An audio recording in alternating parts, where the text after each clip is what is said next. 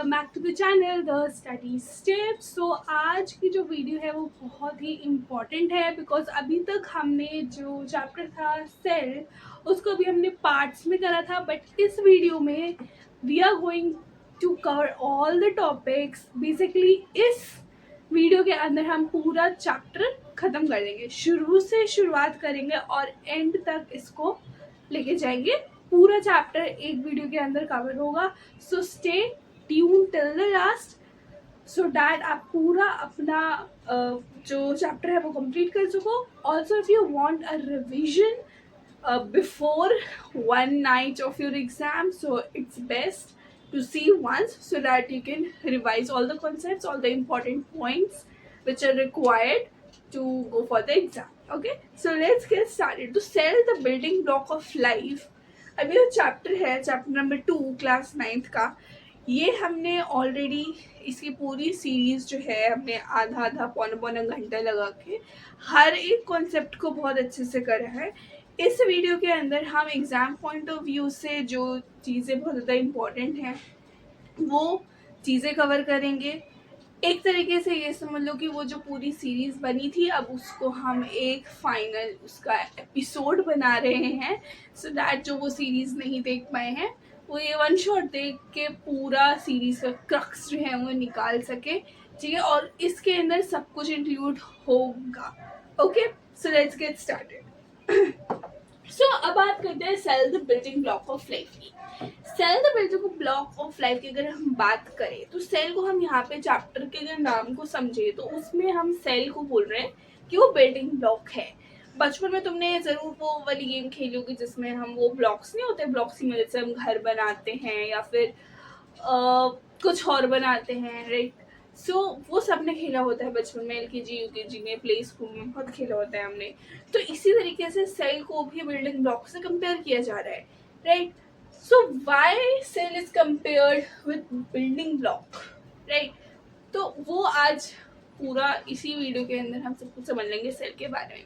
Now just see, अब हमें ऐसा लगता है जब चैप्टर की हम शुरुआत करें अगर, तो हमें ऐसा लगता है कि हमें सब कुछ दिख रहा है, राइट। बट क्या हमें सब कुछ दिख रहा है? Question is this. So answer is no, हमें सब कुछ नहीं दिख पा रहा। ठीक है, हाँ हमें दीवार दिख रही है, हमें फोन्स दिखते हैं अपने, हमें पेरेंट्स रिलेटिव्स वगैरह सब दिखते हैं, टेबल चेयर को।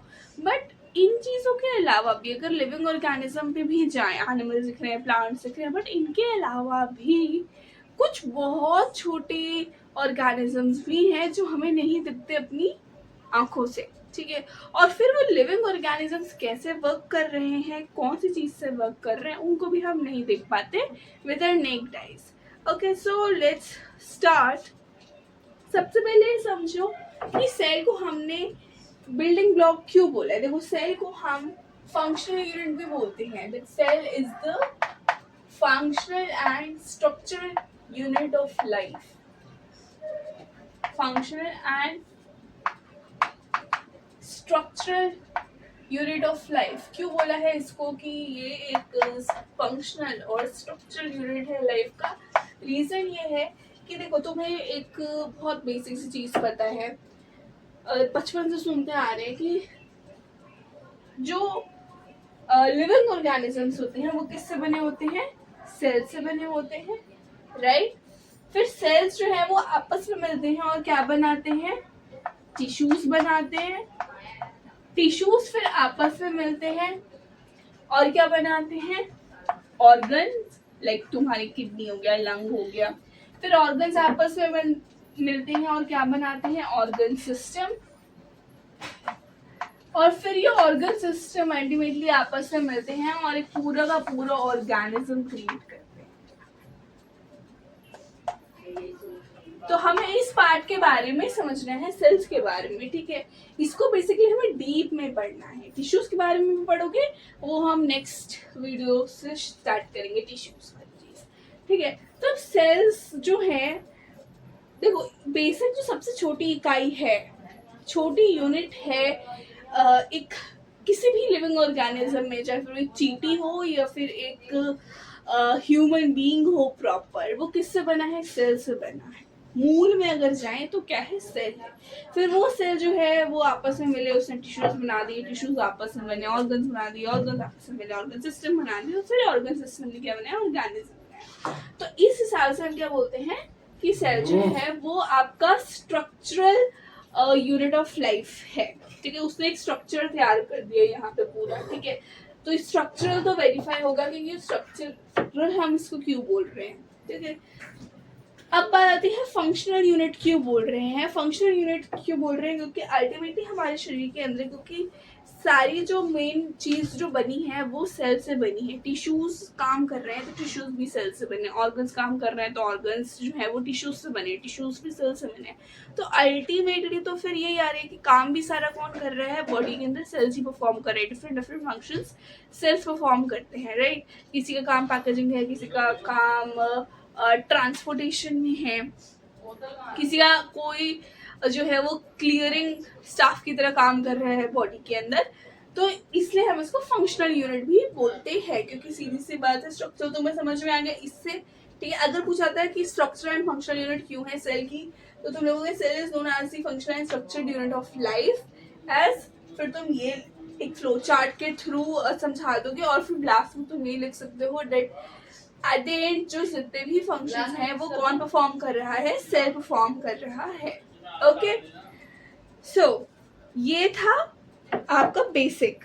ओके, नाउ सेल जो है वो सिर्फ इतना छोटा सा नहीं होता, और सेल कैसे आया, कैसे उसको स्टडी करा, ये सब भी हमें जानना होगा।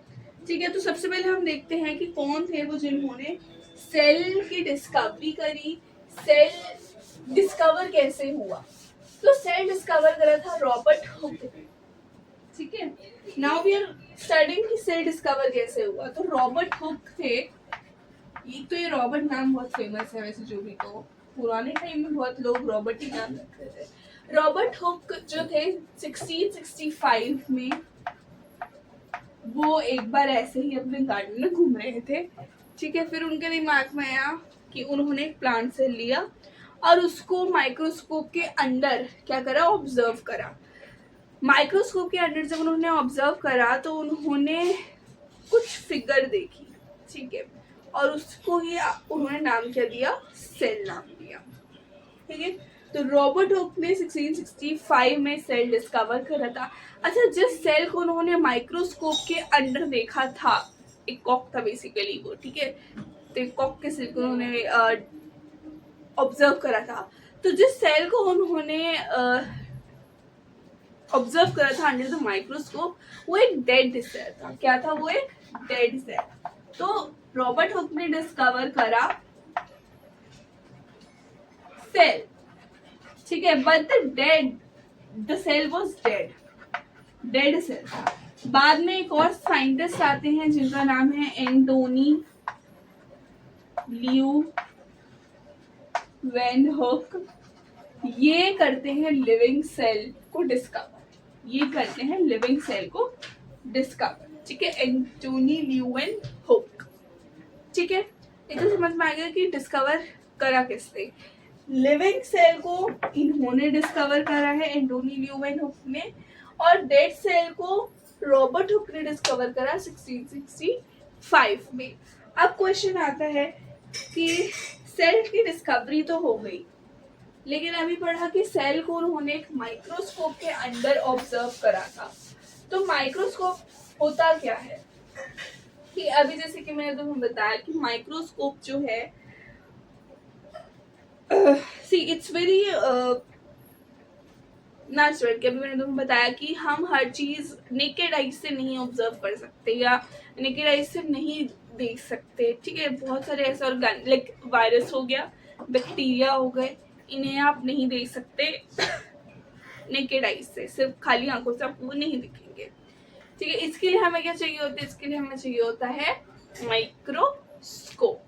ठीक है, सो अब माइक्रोस्कोप को समझने से पहले यहाँ पे एक कॉन्सेप्ट आता है लिमिट ऑफ रेजोल्यूशन, जो समझना बहुत इम्पोर्टेंट है जब आप माइक्रोस्कोप को समझ रहे होते हो। Limit of resolution, limit of resolution हम किसको बोलेंगे, देखो हमारे रेजोल्यूशन की एक लिमिट है। जैसे कि अगर हम ह्यूमन आई की बात करें तो ह्यूमन आई जो है वो सिर्फ 25 सेंटीमीटर तक ही 25 सेंटीमीटर मिनिमम पॉइंट होता है जहाँ से वो देखना शुरू कर सकता है। कोई चीज़ अगर 25 सेंटीमीटर से कम पे आएगी तो वो हमें थोड़ी थोड़ी ब्लर सी दिखनी शुरू हो जाएगी।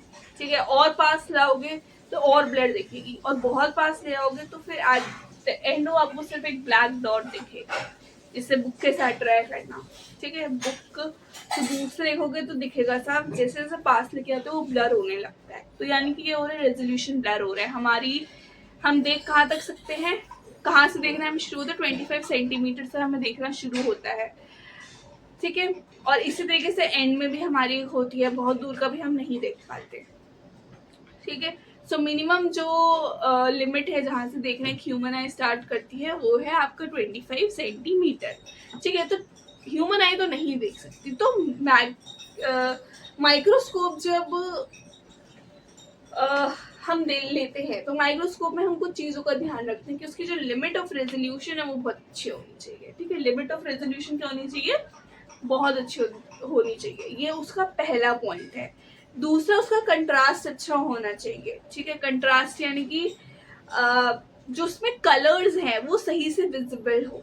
ठीक, कंट्रास्ट उसका बहुत बढ़िया होना चाहिए, रेजोल्यूशन बहुत अच्छा होना चाहिए। एंड तीसरी चीज़ की उसकी जो मैग्निफिकेशन पावर है वो भी बहुत अच्छी होनी चाहिए। तो इन तीन बातों का हमें ध्यान रखना होता है। लिमिट ऑफ रेजोल्यूशन एक माइक्रोस्कोप की अच्छी होती है, अगर माइक्रोस्कोप अच्छा है तो उसका लिमिट ऑफ रेजोल्यूशन ज़्यादा होगा। ठीक है, अच्छा होगा इन सेंस। दूसरा, कंट्रास्ट कि कलर्स जो है वो साफ साफ डिफ्रेंशिएट उसमें दिखें। ठीक है, कलर्स की डिफ्रेंशिएशन हमें दिखे। और तीसरा कि जो उसकी मैग्निफिकेशन पावर है वो बहुत अच्छी होनी चाहिए। ठीक है, तो ये तो था कि हम छोटे ऑर्गेनिजम्स को कैसे स्टडी करते हैं, सेल कैसे डिस्कवर हुआ, किसने करा, और अगर माइक्रोस्कोप से डिस्कवर हुआ तो एक अच्छे माइक्रोस्कोप में कौन कौन सी तीन चीज़ें होनी चाहिए वो हुई है।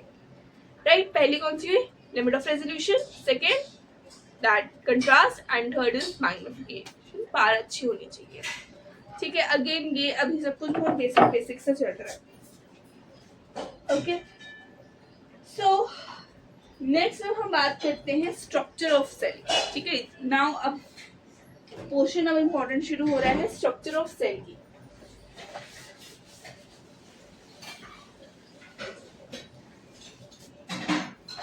सी, अभी हमने बोला कि सेल जो है वो फंक्शनल स्ट्रक्चरल यूनिट है लाइफ का।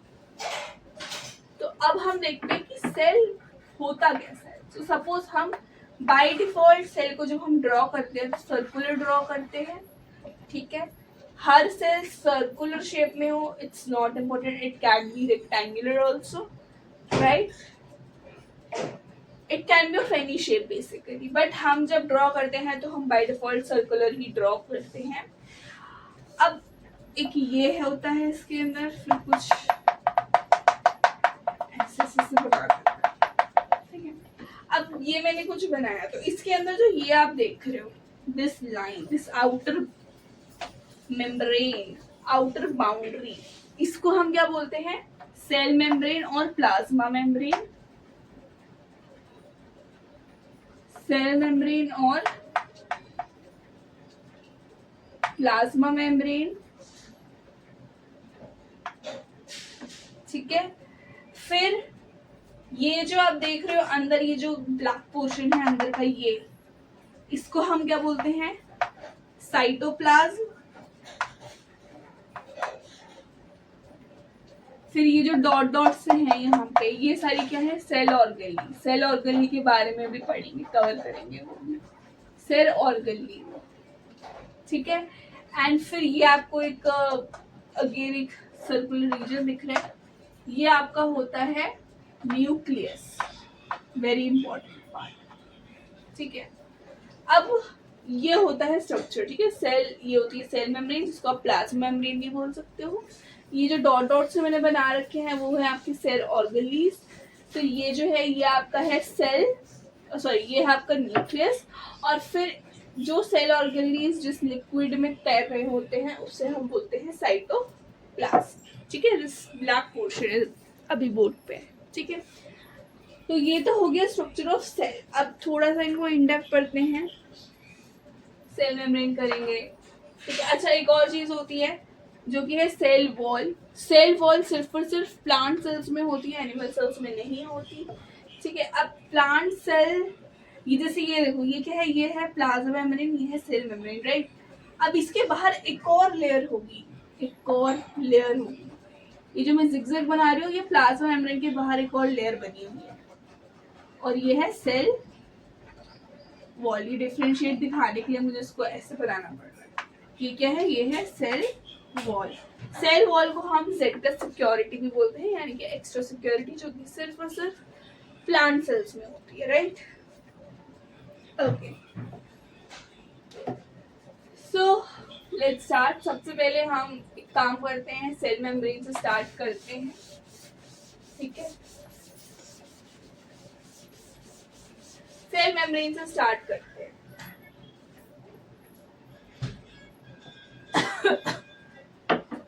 सेल मेम्ब्रेन, जिसको आप प्लाज्मा मेम्ब्रेन भी बोलते हो, सेल मेम्ब्रेन और प्लाज्मा मेम्ब्रेन, ठीक है। अभी मैंने डायग्राम के थ्रू बताया कि आपका सेल मेम्ब्रेन या प्लाज्मा मेम्ब्रेन क्या होता है, वो मुझे शो करा। तो बेसिकली जो सेल मेम्ब्रेन होता है वो आपका आउटर बाउंड्री की तरह काम करता है, आउटर लेयर की तरह काम करता है, ठीक है। और इसका काम क्या होता है, प्रोटेक्शन प्रोवाइड करवाना, ठीक है। ये बेसिकली आप समझ लो, ये बॉडी गार्ड है, ठीक है। सेल के अंदर बहुत सारी चीजें हैं, तो सेल की चीजों को बचाना है, कौन बचाएगा, सेल मेम्ब्रेन बचाएगा, सेल मेम्ब्रेन या फिर प्लाज्मा मेम्ब्रेन बचाएगा।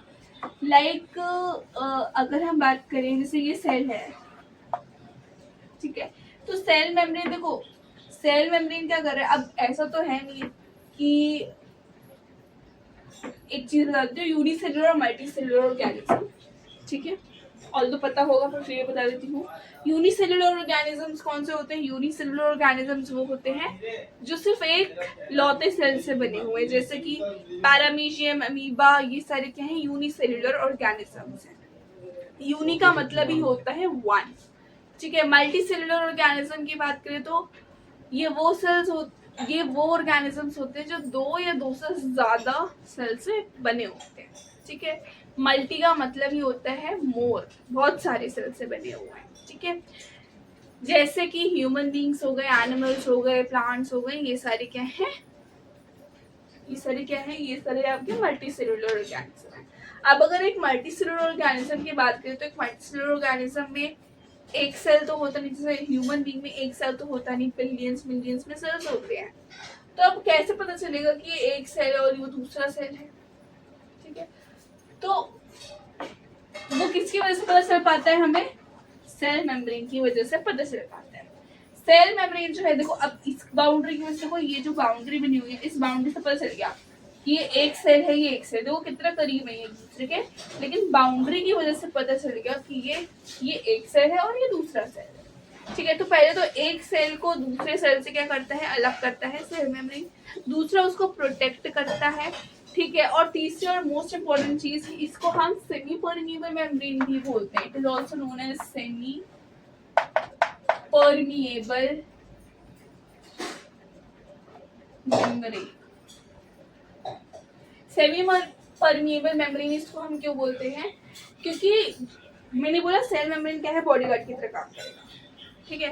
ये क्या करेगा, ये देखेगा किसको अंदर भेजना है, किसको अंदर नहीं भेजना, कौन अंदर से बाहर जा सकते हैं और बाहर से अंदर जा सकते हैं, नहीं जा सकते, ठीक है। तो सेल मेम्ब्रेन देखेगा, इसलिए इसको बोलते हैं सेमी परमिएबल मेम्ब्रेन, क्योंकि कुछ ही चीजें ऐसी है जो अंदर से बाहर जा सकती हैं और कुछ ही ऐसी चीजें हैं जिसको ये अंदर सॉरी बाहर से अंदर आने देता है, सबको नहीं आने देता, इसलिए इसको बोला सेमी परमिएबल मेम्ब्रेन, ठीक है। क्योंकि ये कंट्रोल करता है कि कौन सी चीज बाहर जाएगी, कौन सी चीज अंदर आएगी, ठीक है। तो इसलिए इसको हम बोलते हैं सेमी परमिएबल मेम्ब्रेन, ये आपको बॉडीगार्ड की तरह काम करता है, ठीक है। क्लियर हो गया, ओके। सो ये तो था प्लाज्मा मेम्ब्रेन और cell membrane, right. I hope इतना क्लियर है। अब इसमें ना कुछ टॉपिक्स आते हैं, इससे ही लिंक होके राइट, तो वो भी करना जरूरी है, जो कि आते हैं दो टॉपिक, डिफ्यूजन और ऑस्मोसिस। डिफ्यूजन और ऑस्मोसिस की अगर बात करें तो ये जो है इसमें हम कंफ्यूज हो जाते हैं, but there is nothing to get confuse. आप कंफ्यूजन नहीं है। देखो डिफ्यूजन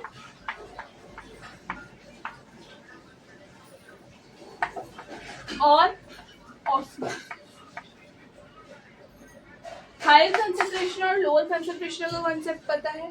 हायर कंसेंट्रेशन यानी कि जहां पे कोई चीज ज्यादा मात्रा में है, सपोज यहाँ पे पैसे रखे हुए हैं, तो यहाँ पे पैसों की कंसेंट्रेशन क्या है, 7 है, और यहाँ पे कम है, ठीक है। तो ये हायर कंसेंट्रेशन है, ये लोअर कंसेंट्रेशन है। अब डिफ्यूजन और ऑस्मोसिस दोनों में क्या होता है ना, जो मूवमेंट होती है वो होती है हायर कंसेंट्रेशन से, हायर कंसेंट्रेशन से, कंसेंट्रेशन है, हायर कंसेंट्रेशन से कहाँ जाती है, लोअर कंसेंट्रेशन की तरफ। ऐसी ऑस्मोसिस में भी होता है, हायर कंसेंट्रेशन से हम कहाँ जा रहे हैं, lower concentration, right. Higher concentration से कहाँ जा रहे हैं, लोअर कंसेंट्रेशन। दोनों ही केसेस में ये होता है। अब तुम बोलोगे फिर डिफरेंस क्या है, यहाँ पे भी हायर कंसेंट्रेशन से लोअर कंसेंट्रेशन में जा रहे हैं, ऑस्मोसिस में भी हायर कंसेंट्रेशन से लोअर कंसेंट्रेशन में जा रहे हैं, तो फिर डिफरेंस कहाँ। डिफरेंस ये आता है कि डिफ्यूजन जो है वो सॉलिड, लिक्विड और गैस तीनों में होता है। डिफ्यूजन जो है आपका वो सॉलिड, लिक्विड और गैस तीनों में होता है। वाइल अगर हम ऑस्मोसिस की बात करें तो वो सिर्फ और सिर्फ होता है वाटर में, सिर्फ पानी में ही ऑस्मोसिस देखने को मिलता है। अब तुम बोलोगे कि पहला तो ये था कि हायर कंसंट्रेशन से लोअर कंसंट्रेशन में जाते डिफ्यूजन, ठीक है, कि डिफ्यूजन में क्या होता है, हायर कंसंट्रेशन से हम लोअर कंसंट्रेशन की तरफ जाते हैं, समझ में आ गया। ऑस्मोसिस में भी हायर कंसंट्रेशन से लोअर कंसंट्रेशन में जाते हैं, ये भी समझ में आ गया। लेकिन फिर बात आ रही थी कि डिफरेंस क्या है दोनों में, तो ये बताया कि डिफ्यूजन सॉलिड, लिक्विड और गैस तीनों में होता है, लेकिन ऑस्मोसिस सिर्फ वाटर में होता है। बट अभी भी थोड़ी सी कंफ्यूजन रह गई, थोड़ी सी क्लियर हो गई, थोड़ी सी रह गई। जो रह गई वो क्या है कि ठीक है सॉलिड और गैस में डिफ्यूजन हो जाता है, और वाटर लिक्विड में भी हो जाता है, लेकिन ऑस्मोसिस सिर्फ वाटर में होता है। लेकिन वाटर भी तो लिक्विड है, अगर लिक्विड में हो रहा है, अगर लिक्विड में हायर कंसेंट्रेशन से हम लोअर कंसेंट्रेशन में जा रहे हैं, तो फिर उसको हम क्या बोलेंगे कि वो डिफ्यूजन हुआ या ऑस्मोसिस हुआ, क्योंकि लिक्विड तो यहाँ पे भी डिफ्यूजन में भी है और वाटर भी तो लिक्विड है, वो भी ऑस्मोसिस, तो यहाँ पे कंफ्यूजन हो रही है। तो अगला पॉइंट इसको क्लियर करेगा कि जो डिफ्यूजन है उसके अंदर सेमी परमिएबल मेम्ब्रेन, बेटा सेमी परमिएबल मेम्ब्रेन क्या होती है, your cell membrane, your plasma membrane is not involve.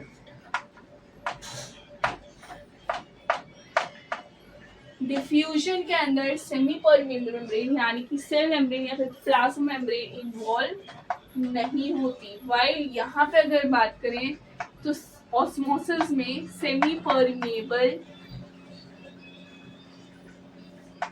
Membrane is involve. Osmosis में सेमी परमिएबल मेम्ब्रेन यानी कि प्लाज्मा मेम्ब्रेन या फिर सेल मेम्ब्रेन इन्वॉल्व जरूर होगी। समझ में आया? अब क्लियर हो गया डिफ्यूजन और ऑस्मोसिस, अब से हो गया होगा, ठीक है। सो डिफ्यूजन और ऑस्मोसिस दोनों में ही हम हायर कंसंट्रेशन से लोअर कंसंट्रेशन में जा रहे हैं, बट द थिंग इज कि डिफ्यूजन जो है वो सॉलिड, लिक्विड, गैस तीनों में हो जाता है, वाइल ऑस्मोसिस सिर्फ और सिर्फ वाटर में होता है। ऑल्सो डिफ्यूजन में सेमी परमिएबल मेम्ब्रेन का कोई इन्वॉल्वमेंट नहीं है, लेकिन ऑस्मोसिस में सेमी परमिएबल मेम्ब्रेन इन्वॉल्व होती ही होती है। तो जहां में भी सेमी परमिएबल मेम्ब्रेन इन्वॉल्व हो रही है अगर हायर कंसंट्रेशन से लोअर कंसंट्रेशन में जाने के लिए, तो फिर सीधा बोल देना ऑस्मोसिस, ठीक है। इतना समझ में आ गया? ठीक है। अब देखो मैं इसको थोड़ा सा ना फिगर से समझाना चाह रही हूँ, तो मैं ये ऊपर वाला पॉइंट क्योंकि दोनों में कॉमन है तो मैं हटा रही हूँ, ठीक है। जैसे कि देखो अगर मैं इसका पिक्चर में तुम्हें समझाने की कोशिश करूँ अगर, तो इट वुड बी लाइक कि डिफ्यूजन है तो देखो सेल के अंदर भी डिफ्यूजन हो सकता है ना, और सेल के बाहर भी डिफ्यूजन हो सकता है, अलाउड है। कोई चीज यहाँ पे ज्यादा मात्रा में, यहाँ पे कोई चीज ज्यादा मात्रा में, यहाँ पे कंसेंट्रेशन किसी चीज की बहुत ज्यादा है, ठीक है, और यहाँ पे कम है, तो कैसे मूवमेंट होगी, हायर से लोअर। लेकिन देखो विद इन द सेल होगी। क्या इसमें सेमी परमिएबल मेम्ब्रेन इन्वॉल्व है, क्या इसमें सेल मेम्ब्रेन, ये सेल मेम्ब्रेन इन्वॉल्व है? Answer is no. तो ये डिफ्यूजन है या ऑस्मोसिस है? Answer is it is diffusion. ये डिफ्यूजन है क्योंकि इसके अंदर सेमी परमिएबल मेम्ब्रेन यानी कि प्लाज्मा मेम्ब्रेन या फिर सेल मेम्ब्रेन इन्वॉल्व नहीं है। इसी तरह से अनदर एग्जांपल ये है सेल, और यहाँ पे किसी चीज की बहुत ज्यादा कंसंट्रेशन है और यहाँ पे कम है, तो मूवमेंट ऑब्वियस सी बात है, हमें पता है हायर से कहाँ जाती है, लोअर की तरफ जाती है। बट ये डिफ्यूजन है या ऑस्मोसिस है? सो आप बोलोगे कि ये हो रही है आउटसाइड द सेल, ठीक है। ये जो हायर कंसंट्रेशन से लोअर कंसंट्रेशन की तरफ हम जा रहे हैं वो हो रहा है आउटसाइड द सेल, और आउटसाइड द सेल अगर हो रहा है तो अगेन इसमें सेमी परमिएबल मेम्ब्रेन यानी कि सेल मेम्ब्रेन या फिर प्लाज्मा मेम्ब्रेन इन्वॉल्व तो हुई नहीं, तो अगर हुई ही नहीं तो वो हम क्या बोलेंगे कि क्या हो रहा है, डिफ्यूजन हो रहा है। बट व्हाट इफ ये सेल है, यहाँ पे कंसंट्रेशन बहुत ज्यादा है किसी चीज का, बहुत ज्यादा है, और सेल में कम है, सेल में कंसंट्रेशन कम है, तो अगेन वही higher to lower concentration, higher से लोअर की तरफ जाएगी। अब बोलो ये डिफ्यूजन में आया या ऑस्मोसिस में आया? तो आप बोलोगे कि ये जो हाई कंसंट्रेशन से लोअर कंसंट्रेशन की तरफ मूवमेंट हो रही है, इसके अंदर ये जो सेमी परमिएबल मेम्ब्रेन है यानी कि जो प्लाज्मा मेम्ब्रेन या फिर सेल मेम्ब्रेन जिसे हम कहते हैं, ये इन्वॉल्व हो रही है, और क्योंकि ये इन्वॉल्व हो रही है इसलिए इसको हम ऑस्मोसिस में डालेंगे। ऑस्मोसिस है ना कि डिफ्यूजन। क्लियर? क्लियर हो गया? तो थम्स अप भेज दो कमेंट सेक्शन में, ठीक है। अब यहाँ पे बेटा 3 तरीके के सॉल्यूशंस आते हैं, ठीक है। Now there are 3 types of solutions in biology. तुम बोलोगे कौन सा 3 सॉल्यूशन? केमिस्ट्री में अलग पढ़ो, बायो में अलग पढ़ो, अरे की चीजें चल रही है, क्या करे चल रही है, हम भी ऐसे ही परेशान थे अपने टाइम पे। तुम थोड़ा और टॉर्चर हो रहे हो थोड़े थोड़े से बहुत, ये कुछ नए टॉपिक भी आ गए हैं। So there are 3 types of solution. Solute solvent पता है सबको, सॉल्यूशन भी पता है सबको, नहीं पता तो हम बता देंगे अभी। अब 3 तरीके के सॉल्यूशंस होते हैं, कौन कौन से होते हैं? एक होता है हाइपरटोनिक, एक होता है हाइपरटोनिक सॉल्यूशन, एक होता है हाइपोटोनिक सॉल्यूशन, हाइपोटोनिक, और एक होता है आइसोटोनिक।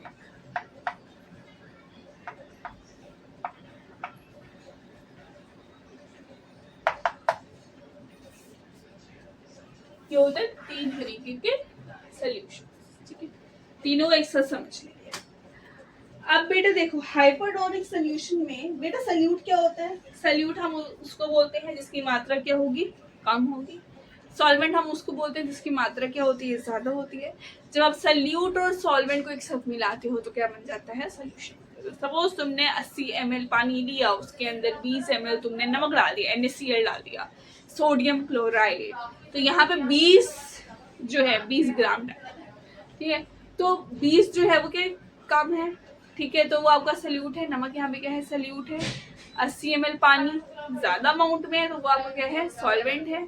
और अब जब सल्यूट और सॉल्वेंट यानी कि नमक को पानी के अंदर मिलाओगे तो टोटल कितना हो गया, 100।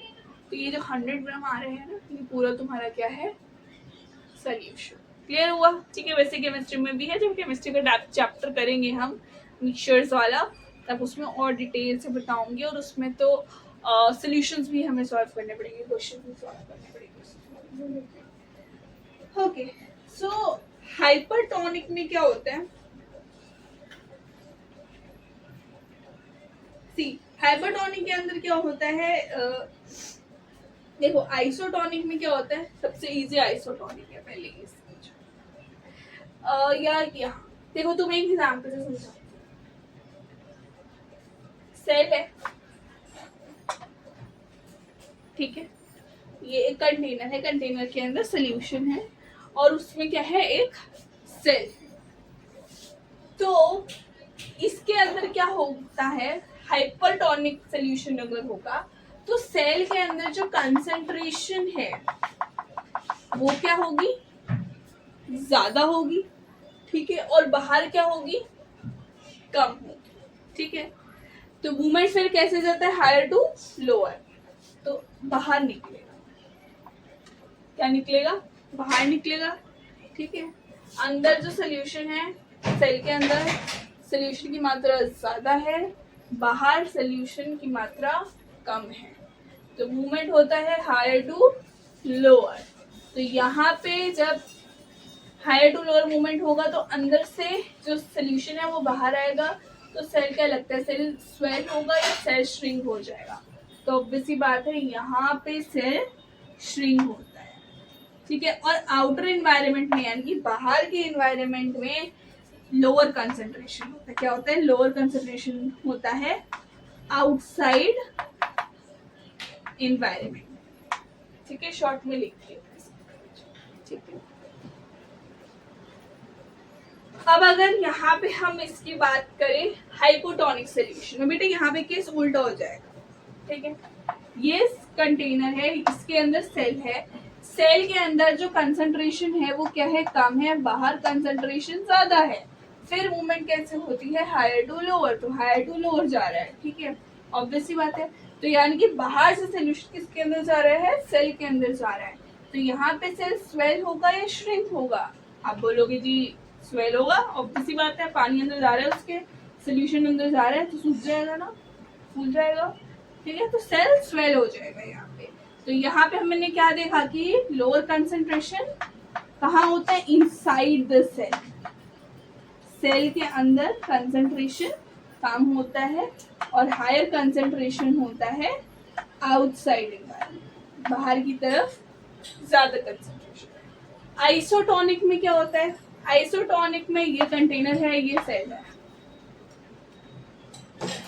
यहाँ पे जितना कंसंट्रेशन यहाँ पे है सेल के अंदर उतना ही कंसंट्रेशन यहाँ पे है, तो क्या मूवमेंट होगी, हम लोग ना हायर कंसंट्रेशन पे बन रहा है ना लोअर कंसंट्रेशन पे बन रहा है, तो फिर मूवमेंट तो हो ही नहीं पाएगी, सिचुएशन ही नहीं बन पा रही हायर लोअर वाली, कहीं पे भी ना अंदर ही हायर हो रहा है ना बाहर ही हायर हो रहा है, तो अगर दोनों तरफ सेम ही है तो फिर तो कुछ नहीं हो पाएगा, एग्जैक्टली। तो यहाँ पे सेल के साथ कुछ नहीं होगा, there would be no change, ठीक है, सेल की शेप में कोई चेंज नहीं आएगा, ना वो श्रिंक करेगा ना वो स्वेल करेगा।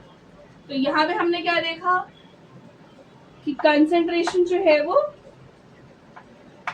इक्वल है, ठीक है। अब बोलोगे इसको याद कैसे रखना है, देखो हाइपोटोनिक, हाइपोटोनिक, अब ये चार शब्द पढ़ो, हाइपो, तो हिप्पोपोटामस, हिप्पोपोटामस भी तो HYPO से शुरू होता है, हिप्पोपोटामस कैसे होता है, मोटा होता है, तो यानी कि सेल क्या होना चाहिए, मोटा होना चाहिए, यानी कि स्वेल करना चाहिए। तो अगर सेल को स्वेल करवाना है तो तुम्हें क्या करना पड़ेगा, अंदर सेल के लोअर कंसंट्रेशन रखना पड़ेगा और बाहर हायर कंसंट्रेशन रखना पड़ेगा, तो फिर तुम्हारी बन जाएंगी कंडीशंस। और इसका जस्ट उल्टा क्या है, हाइपरटोनिक और आइसोटोनिक में तो दोनों ही बराबर है, समझ में आ गया, तो इस ट्रिक से ये याद हो जाएगा, ठीक है।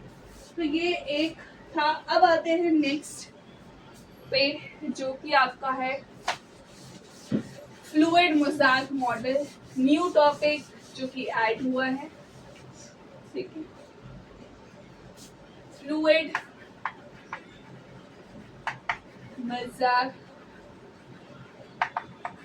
मॉडल, थोड़ा थोड़ा 10th का एक पार्ट है उससे मिलता है सोप वाला, ठीक है। देखो फ्लूइड मोज़ेक मॉडल में क्या होता है, अगर आप ये फिगर देखो बुक के अंदर जो दी गई है, सो सी ऐसी ना इसमें अगर आप इसके लेयर बनाओगे तो समथिंग लाइक कि ऐसा सो, ठीक है, कुछ मतलब ऐसी इसकी फिगर बनेगी। सो सी इसके अंदर क्या होता है ना, जैसे अगर तुम ये अपना बुक में देखो ये डायग्राम, ठीक है, तो ऐसे ही बनाने की कोशिश करते हैं। सो इसके अंदर क्या होता है, दो लेयर होती है, बाय लेयर होती है लिपिड की बनी होती है, राइट। सो ऐसे ऐसे ऐसे ऐसे बनी होती है और अंदर की तरफ होती है ऐसे सिमिलरली, ठीक है। तो जो वाटर अट्रैक्टिंग पार्ट होता है, ठीक है, यानी कि हाइड्रोफिलिक पार्ट बोलते हैं, जो वाटर को अपनी तरफ खींचता है उसको हम क्या बोलते हैं, हाइड्रोफिलिक पार्ट। याद नहीं करोगे नहीं चल जाएगा, ठीक है, मैं जस्ट फॉर एक्स्ट्रा नॉलेज बता रही हूँ। हाइड्रोफिलिक पार्ट जो होता है, यानी कि वाटर अट्रैक्टिंग पार्ट जो होता है वो बाहर की तरफ होता है, ठीक है, जो कि लिपिड का होता है। और जो वाटर रिपेलिंग पार्ट होता है, ठीक है, वो अंदर की तरफ होता है। क्या होता है, अंदर की तरफ होता है। वाटर रिपेलिंग पार्ट यानी कि हाइड्रोफोबिक पार्ट है, उसको पानी से डर जाता है, तो वो अंदर की तरफ होता है, ठीक है। और वो उसके अंदर प्रोटीन्स जो होते हैं वो एम्बेडेड होते हैं, ठीक है। ये उसका स्ट्रक्चर है फ्लूइड मोज़ेक मॉडल का। तुम इससे समझोगे बुक में जो फिगर दे रखी है सी, तो ये जो है ये देखो ये बाय लेयर है, लिपिड बाय लेयर है, क्योंकि दो लेयर होती है इसमें। ये जो तुम्हें ब्लू ब्लू से दिख रहे हैं ये अलग अलग तरीके के प्रोटीन्स हैं, ठीक है। अब जो ये अंदर वाला पार्ट है ये आपका वाटर रिपेलिंग पार्ट है, यानी कि हाइड्रोफोबिक पार्ट है, ये जो अंदर वाला येलो येलो दिख रहा है। और जो ऊपर वाला है वो हाइड्रोफिलिक पार्ट है, यानी कि वाटर अट्रैक्टिंग पार्ट है। अब ये जो थोड़े से वेरियस टाइप्स ऑफ प्रोटीन्स यहाँ पे लगे हुए हैं, ये क्या करते हैं, ये आपके गेट कीपर्स की तरह काम करते हैं। मतलब देखेंगे कौन अंदर जाएगा कौन बाहर जाएगा, तो उसमें हेल्प करते हैं, ठीक है। इसको फ्लूइड क्यों बोला जाता है, क्योंकि इसके अंदर थोड़ी बहुत मूवमेंट होती है, लेकिन थोड़ा फ्लिप कर सकते हैं। ये जो अरेंजमेंट्स हो रखी है ना, ये देखो ये जो अरेंजमेंट्स हो रखी हैं ये थोड़े से मूवमेंट कर सकते हैं, थोड़ा सा हिल सकते हैं, थोड़ा सा फ्लिप हो सकते हैं, तो इसलिए इसको फ्लूइड बोला गया। और मजाक क्यों बोला गया, जिस तरीके की इसकी अरेंजमेंट है इसलिए इसको क्या बोला जाता है, मजाक बोला जाता है, ठीक है। वैसे जो वो वाली वीडियो थी हमारी जिसमें मैंने पर्टिकुलरली सेल मेम्ब्रेन करवाया है उसमें मैंने और अच्छे से समझाया है, but because we have to cover full chapter in this one video, so मैं सिर्फ लाइक इग्नोर तो कोई भी टॉपिक नहीं कर रही, बट उतना डेप्थ में नहीं जा रही, टॉपिक तो सारे कवर। ओके, सो ये हो गया फ्लूइड मोज़ेक मॉडल। अब आपका आता है अगला स्ट्रक्चर जो कि है सेल वॉल, ठीक है, विच इज सेल वॉल, जिसको बोला था कि Z+ सिक्योरिटी है, ठीक है, सेल वॉल। इसको हम Z+ सिक्योरिटी में बुला देते हैं। क्यों बुलाते हैं, देखो बेटे ये ऐसा केस है कि सपोज तुम अमीर हो, ठीक है, तो अमीर लोगों के पास क्या होता है, उनकी अपनी सिक्योरिटी होती है, बॉडीगार्ड होते हैं, ठीक है, एक लेयर ऑफ बॉडीगार्ड होती है। अगर तुम बहुत ज्यादा अमीर हो, सेलिब्रिटी हो, ठीक है, बहुत बड़े इंसान हो, तो ऑब्वियसली तुम सिक्योरिटी अपनी टाइट रखोगे, तो उसमें तुम सिर्फ एक लेयर ऑफ सिक्योरिटी से यू विल नॉट फील कि बस हो गया, तुम एक और लेयर रखते हैं, तो तीन लेयर रखते हैं सिक्योरिटी की, राइट। तो ये वही है, वो ये Z+ सिक्योरिटी यानी ये एक्स्ट्रा सिक्योरिटी का काम करता है। वो जो तुम्हारी सेकेंड लेयर तुमने बनाई है ना सिक्योरिटी की, कि कोई सेकेंड तोड़े तो फिर फर्स्ट वाले रहेंगे, ठीक है, तो वो जो सेकेंड लेयर तुमने सिक्योरिटी की बनाई है वो है सेल वॉल, एक्स्ट्रा सिक्योरिटी। ये एक्स्ट्रा सिक्योरिटी सिर्फ किसको मिली हुई है, प्लांट सेल्स को मिली हुई है, ठीक है। अब ये सेलुलोज वगैरह से बना हुआ है, ठीक है, तो किससे बना है याद रखना है, सेलुलोज से बना हुआ है ये। सेल वॉल का काम क्या होता है, सबसे मेन चीज, और ये सिर्फ प्लांट सेल्स में ही क्यों होती है, ठीक है, ये क्वेश्चन बहुत आता है, सर आता है ये क्वेश्चन कि प्लांट सेल्स में सेल वॉल क्यों है, एनिमल सेल्स में क्यों नहीं है। तो देखो जो सेल वॉल है वो आपको जो प्लांट है उसको रिजिडिटी प्रोवाइड करवाती है, उसको स्ट्रेंथ प्रोवाइड, क्या क्या प्रोवाइड करवाती है, रिजिडिटी, स्ट्रेंथ, और अगेन क्योंकि भाई ये Z+ सिक्योरिटी है तो प्रोटेक्शन तो प्रोवाइड करवाएगी ही करवाएगी, ठीक है।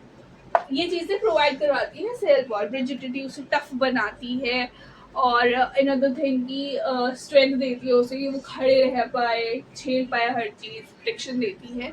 अब क्यों है सेल वॉल सिर्फ और सिर्फ प्लांट सेल्स के पर, ये क्वेश्चन आता है 2-3 नंबर में। तो इसलिए है क्योंकि जो देखो जब भी फ्लड्स आते हैं या फिर आंधी तूफान ज़्यादा तेज आते हैं, तो इट्स वेरी ऑब्वियस कि अगर ह्यूमन बींग्स को या एनिमल्स को अपने को प्रोटेक्ट करना है तो वो कर सकते हैं, क्योंकि वो मोबाइल है, मोबाइल चलाने वाला मोबाइल नहीं, क्योंकि मोबाइल का है मतलब है क्योंकि वो मूव कर सकते हैं, राइट, वो मूव कर सकते हैं एक जगह से दूसरी जगह, तो वो अपने आप को सेफ जगह पे लेके जा सकते हैं, तो वो आंधी तूफान बाढ़ वाड़ सबसे बच जाएंगे। बट प्लांट्स जो है वो रिजिड होते हैं, वो एक ही जगह पे रहते हैं, वो मोबाइल नहीं है, वो मूवमेंट नहीं कर सकते, तो उस केस में उन्हें एक्स्ट्रा सिक्योरिटी की ज़रूरत होती है, इसलिए उनके पास क्या होता है, सेल वॉल होता है जो उनको रिजिडिटी देती है, टफनेस देती है, प्रोटेक्शन भी देती है, स्ट्रेंथ भी देती है कि वो खड़े रह पाए उस आंधी तूफान बाढ़ तूफान में, ठीक है। So that's the reason. Okay, so ये था हमारा सेल वॉल, ठीक है। ओके, देन अगर देखोगे तो एक टॉपिक आता है यूकेरियोटिक और प्रोकैरियोटिक सेल्स का, ये भी देख लो। Eukaryotic versus prokaryotic cells. Eukaryotic cells के होते हैं, ये जरा नए फॉर्म ऑफ सेल है। प्रोकैरियोटिक सेल्स जो है वो आपके पुराने टाइप के सेल्स हैं। तो यूकेरियोटिक जो है ये न्यू फॉर्म ऑफ सेल्स हैं, ठीक है, आज के जमाने की हैं, यू कैन से। और जो प्रोकैरियोटिक है वो आपका ओल्ड टाइप का सेल है, ठीक है। तो ये आपके ओल्ड टाइप के सेल है जो पुराने जमाने में हमें मिलते, अब इतने मिलते भी नहीं है, ठीक है। एनिमल्स हो या प्लांट्स हो, सब में आपको मोस्टली आपको जो सेल देखने को मिलेगा वो होगा यूकेरियोटिक सेल, ठीक है। अनदर थिंग कि जो आपका प्रोकैरियोटिक और यूकेरियोटिक के बीच में जो अगला डिफरेंस है वो ये है कि यूकेरियोटिक सेल्स में वेल डिफाइंड न्यूक्लियस है,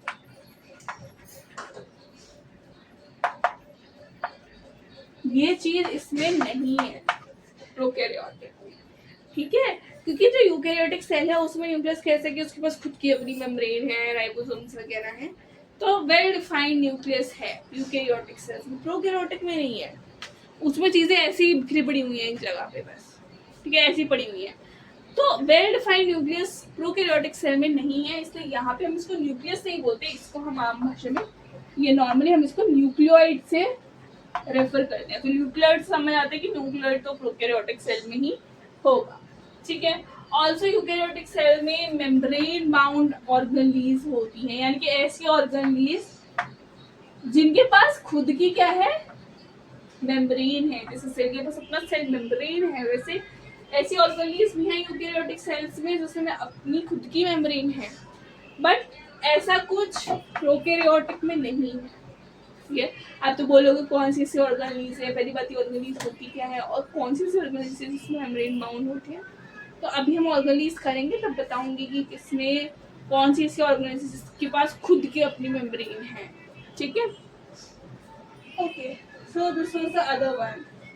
नाउ क्वेश्चन में कम, राइट, कि जैसे ये एक कंपैरिजन टेबल दिया हुआ है कि सेल मेम्ब्रेन किसमें है, तो सेल मेम्ब्रेन बैक्टीरियल सेल में भी होता है, प्लांट सेल में भी होता है, एनिमल सेल में भी होता है। सेल वॉल जो है वो एनिमल सेल को छोड़ के बाकी बैक्टीरियल और प्लांट सेल दोनों में होता है। Cytoplasm bacterial cell, plant cell, animal cell तीनों में होता है, ये बुक में ही दिया हुआ है एनसीईआरटी में। न्यूक्लियस वेल डिफाइंड न्यूक्लियस आपका बैक्टीरियल सेल में नहीं होता, प्लांट सेल और एनिमल सेल में होता है बस, ठीक है। प्रिमिटिव न्यूक्लियस यानी कि न्यूक्लियोइड तो सिर्फ और सिर्फ किसमें है भाई, बैक्टीरियल सेल, क्योंकि वो पुराने जमाने के सेल्स से बना है, ठीक है। और बाकी प्लांट और एनिमल सेल्स में न्यूक्लियोइड नहीं है, उनके पास प्रॉपर वेल डिफाइंड न्यूक्लियस है। देन आता है मेम्ब्रेन बाउंड ऑर्गेनेल्स, तो अगेन बताया कि बैक्टीरियल सेल में नहीं होते, क्योंकि बेटा बैक्टीरियल सेल बने ही तुम्हारे लाइक पुराने टाइप के सेल्स से हैं, ठीक है, प्रोकैरियोटिक सेल से बनी है। तो मेम्ब्रेन बाउंड ऑर्गेनेल्स की अगर बात करें तो प्लांट सेल और एनिमल सेल में देखने को मिलती है। ठीक है, तो ये तुम्हारा जो सेल स्ट्रक्चर की जो दो चीजें थी वो हमने कर ली, that is cell membrane and cell wall. अब हम आ रहे हैं ऑर्गनलीज। ठीक है, अब हम आ रहे हैं ऑर्गनलीज पे। चैप्टर लगभग आधा हो चुका है, आधा नहीं तो 40% चैप्टर हमारा हो चुका है अभी तक टिल नाउ। अब आते हैं हम नेक्स्ट चीज पे कि भैया सो देखो, अब तुम्हारा एक होमवर्क ये है कि मैंने तुम्हें डिफरेंस बता दिए हैं bacterial cell, animal cell, plant cell के बीच में। वो डिफरेंस जो है you have to write 4 differences between bacterial cell, plant cell, animal cell in the comment. Okay, first homework is that. अब बात आती है तुम्हारी अगली कि यूकेरियोटिक सेल्स जो हैं उसमें क्या है, बहुत सारी सेल ऑर्गनलीज हैं।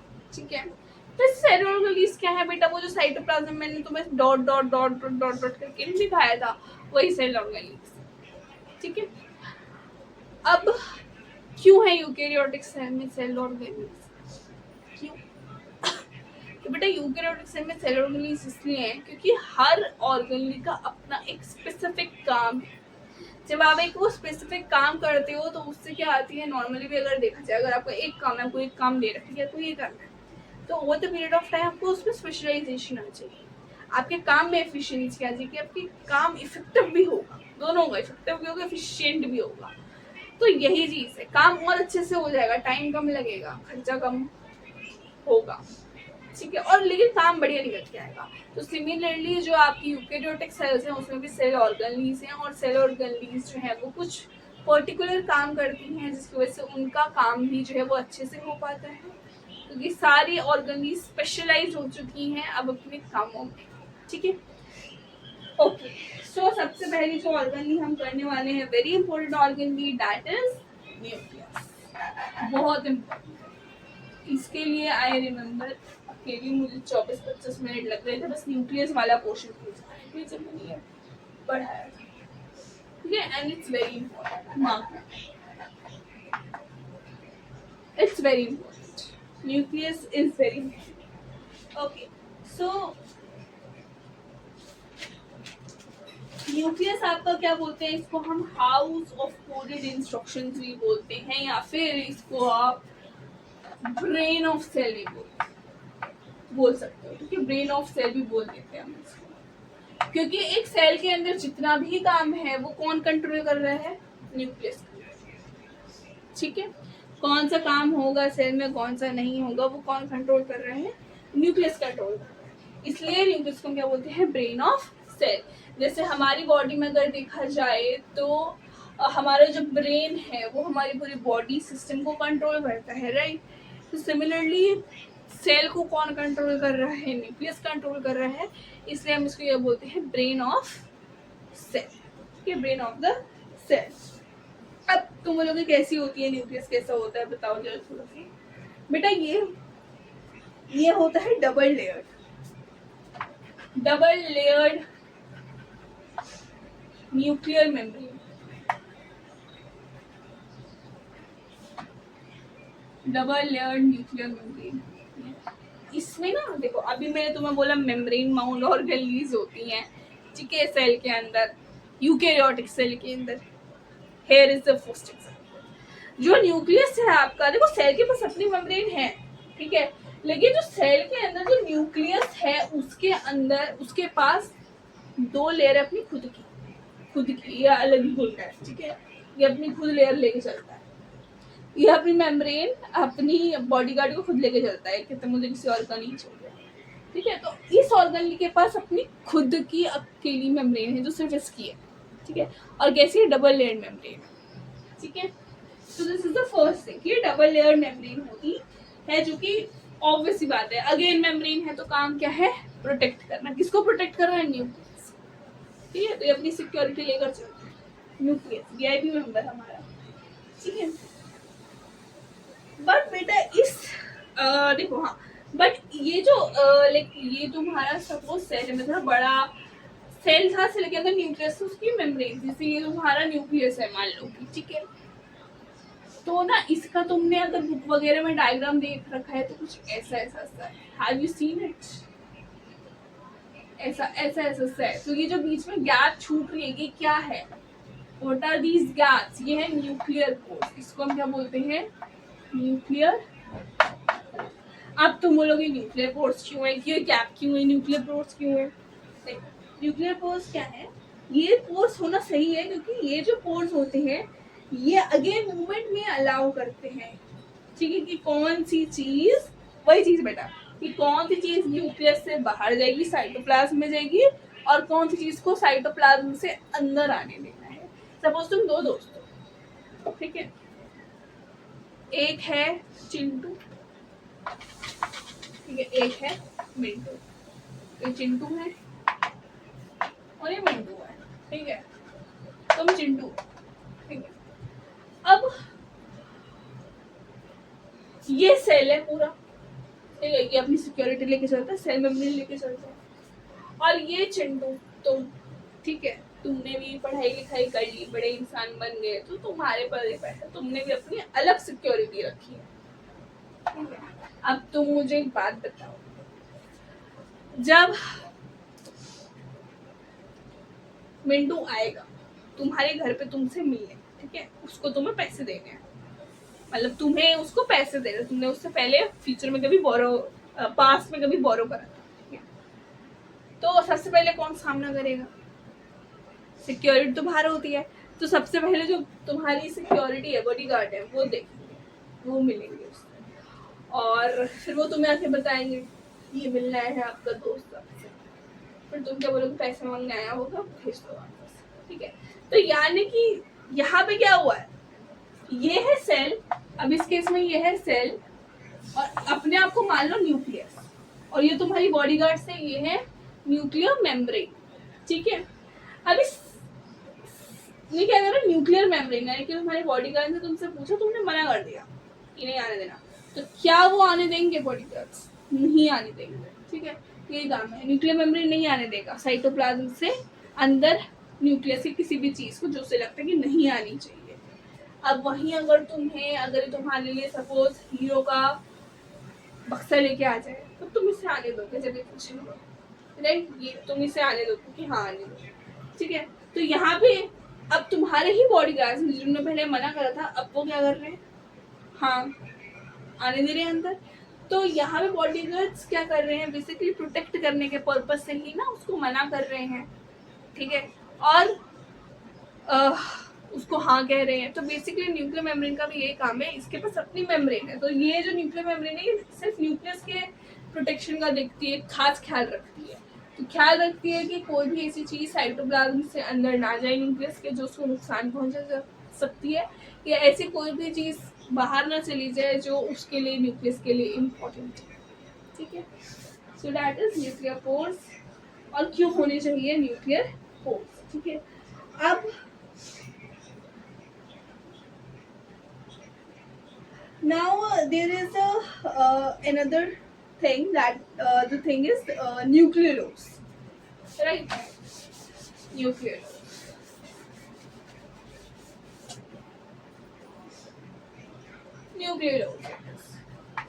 न्यूक्लियस के पोर्शन से ही चल रही है न्यूक्लियस। अब न्यूक्लियस की अगर बात करें तो न्यूक्लियस के होते, देखो न्यूक्लियस के अंदर आपको एक डेंस राउंड बॉडी मिलती है जिसको न्यूक्लियस कहते हैं, ठीक है। जैसे कि तुम्हारा न्यूक्लियस है, ये तुम्हारी यहाँ पे मेम्ब्रेन, ठीक है, डबल लेयर मेम्ब्रेन। अब न्यूक्लियस के अंदर भी एक डेंस रीजन तुम्हें दिखेगा, सपोज यहाँ कहीं पे एक डेंस रीजन तुम्हें दिखेगा, उस डेंस रीजन को जो तुम्हें न्यूक्लियस के अंदर दिख रहा है उसको हम क्या बोलते हैं? न्यूक्लियोलस, ठीक है, उसको हम क्या बोलते हैं? न्यूक्लियोलस। और इसका काम क्या होता है? इसका काम होता है, इस न्यूक्लियोलस का काम होता है, न्यूक्लियोलस का काम होता है राइबोसोमल सब यूनिट क्रिएट करना, राइबोसोमल सब यूनिट, ठीक है, प्रोटीन्स बनाता है, ठीक है।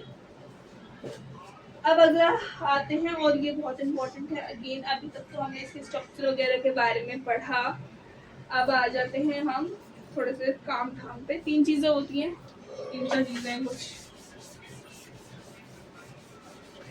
क्रोमैटिन, क्रोमोसोम्स, डीएनए, जीन्स, 4 चीजें। क्रोमैटिन, क्रोमोसोम्स, डीएनए, जीन्स, ठीक है, ये 4 चीजें होती हैं। सो अगर हम न्यूक्लियस की बात करें तो न्यूक्लियस के अंदर क्या होता है, एक जेनेटिक मटेरियल होता है जिसको हम बोलते हैं डीएनए। क्या बोलते हैं? डीएनए।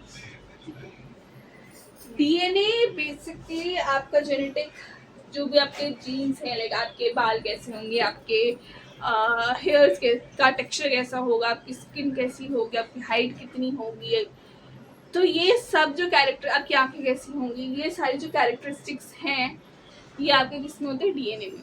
किसमें होते हैं? डीएनए में। डीएनए की फुल फॉर्म क्या होती है? Deoxyribonucleic acid. डीएनए की फुल फॉर्म क्या होती है? Deoxyribonucleic acid. ठीक है, तो डीएनए की फुल फॉर्म होती है डीऑक्सीराइबोन्यूक्लिक एसिड। ठीक है, डीऑक्सीराइबोन्यूक्लिक एसिड। ठीक है, तो न्यूक्लियस के अंदर कुछ जेनेटिक मटेरियल होती है, इसको हम डीएनए बोलते हैं। ठीक है, अब तुम अगर इस डीएनए को तोड़ोगे, अगर तुम इस डीएनए को, जो हमारा डीएनए है, अगर तुम उसको तोड़ोगे तो तुम्हें कुछ उसके फंक्शनल यूनिट मिलेगी। फंक्शनल यूनिट यानी कि जिससे वो डीएनए बना हुआ है, उसको हम बोलते हैं जीन्स। क्या बोलते हैं? जीन्स। ठीक है, जीन्स क्या है? जीन्स वही जेनेटिक इंफॉर्मेशन है जो जिसमें लिखा होता है कि तुम्हारा टेक्सचर कैसा होगा हेयर का, तुम्हारा स्किन टाइप किस तरह का होगा, तुम्हारी आंखें कैसी होंगी, तुम्हारी आई का कलर क्या होगा। ठीक है, तो ये सब जीन्स में होते हैं। जीन्स से डीएनए बना होता है। ठीक है, जीन से क्या बने हैं? डीएनए बने। ठीक है,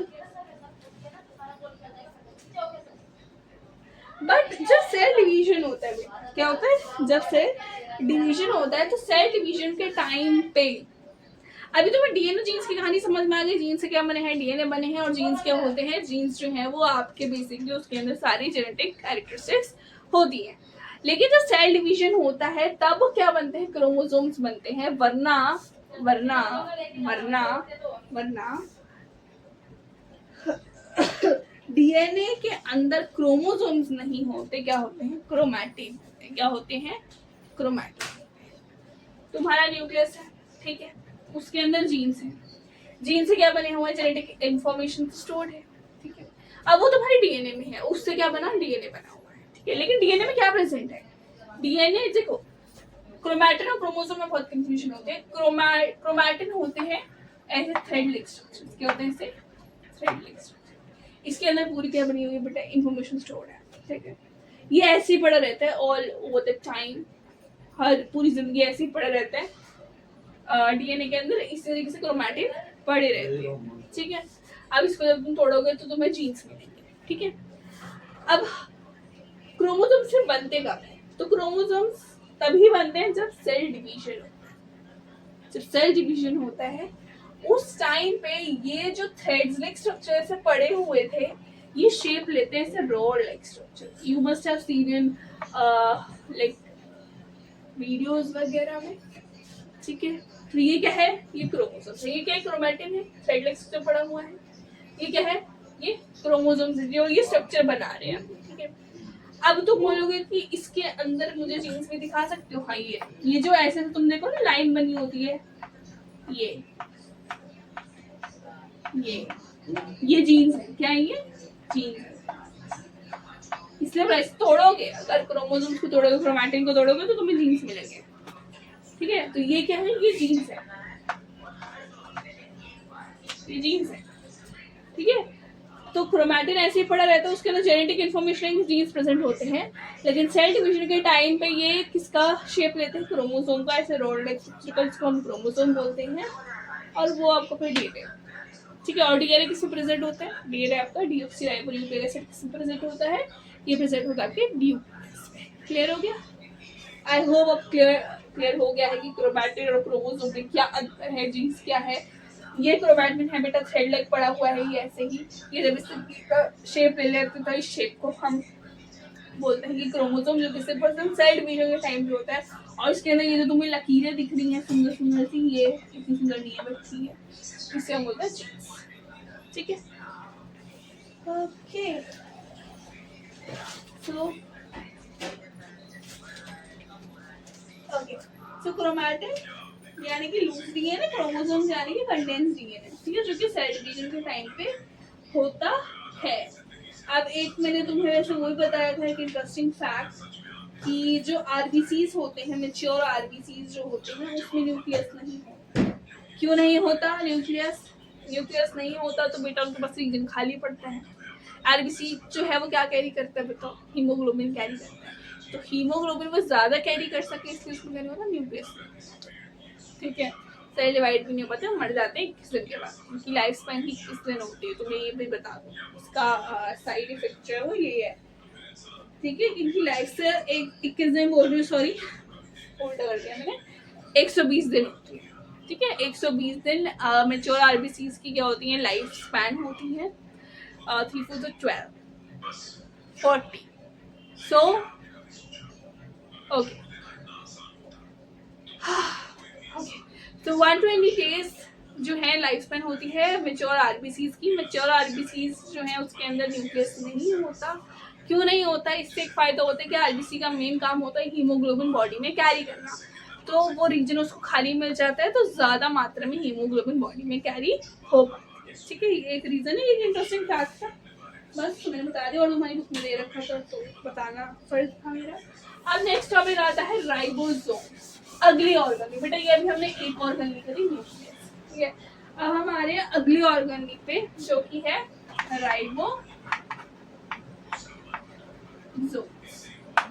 ठीक है, राइबोसोम्स क्या होते हैं बेटा? देखो, अच्छा मैंने तुम्हें एक चीज बताई थी, राइबोसोमल सब यूनिट होती है कहाँ पे?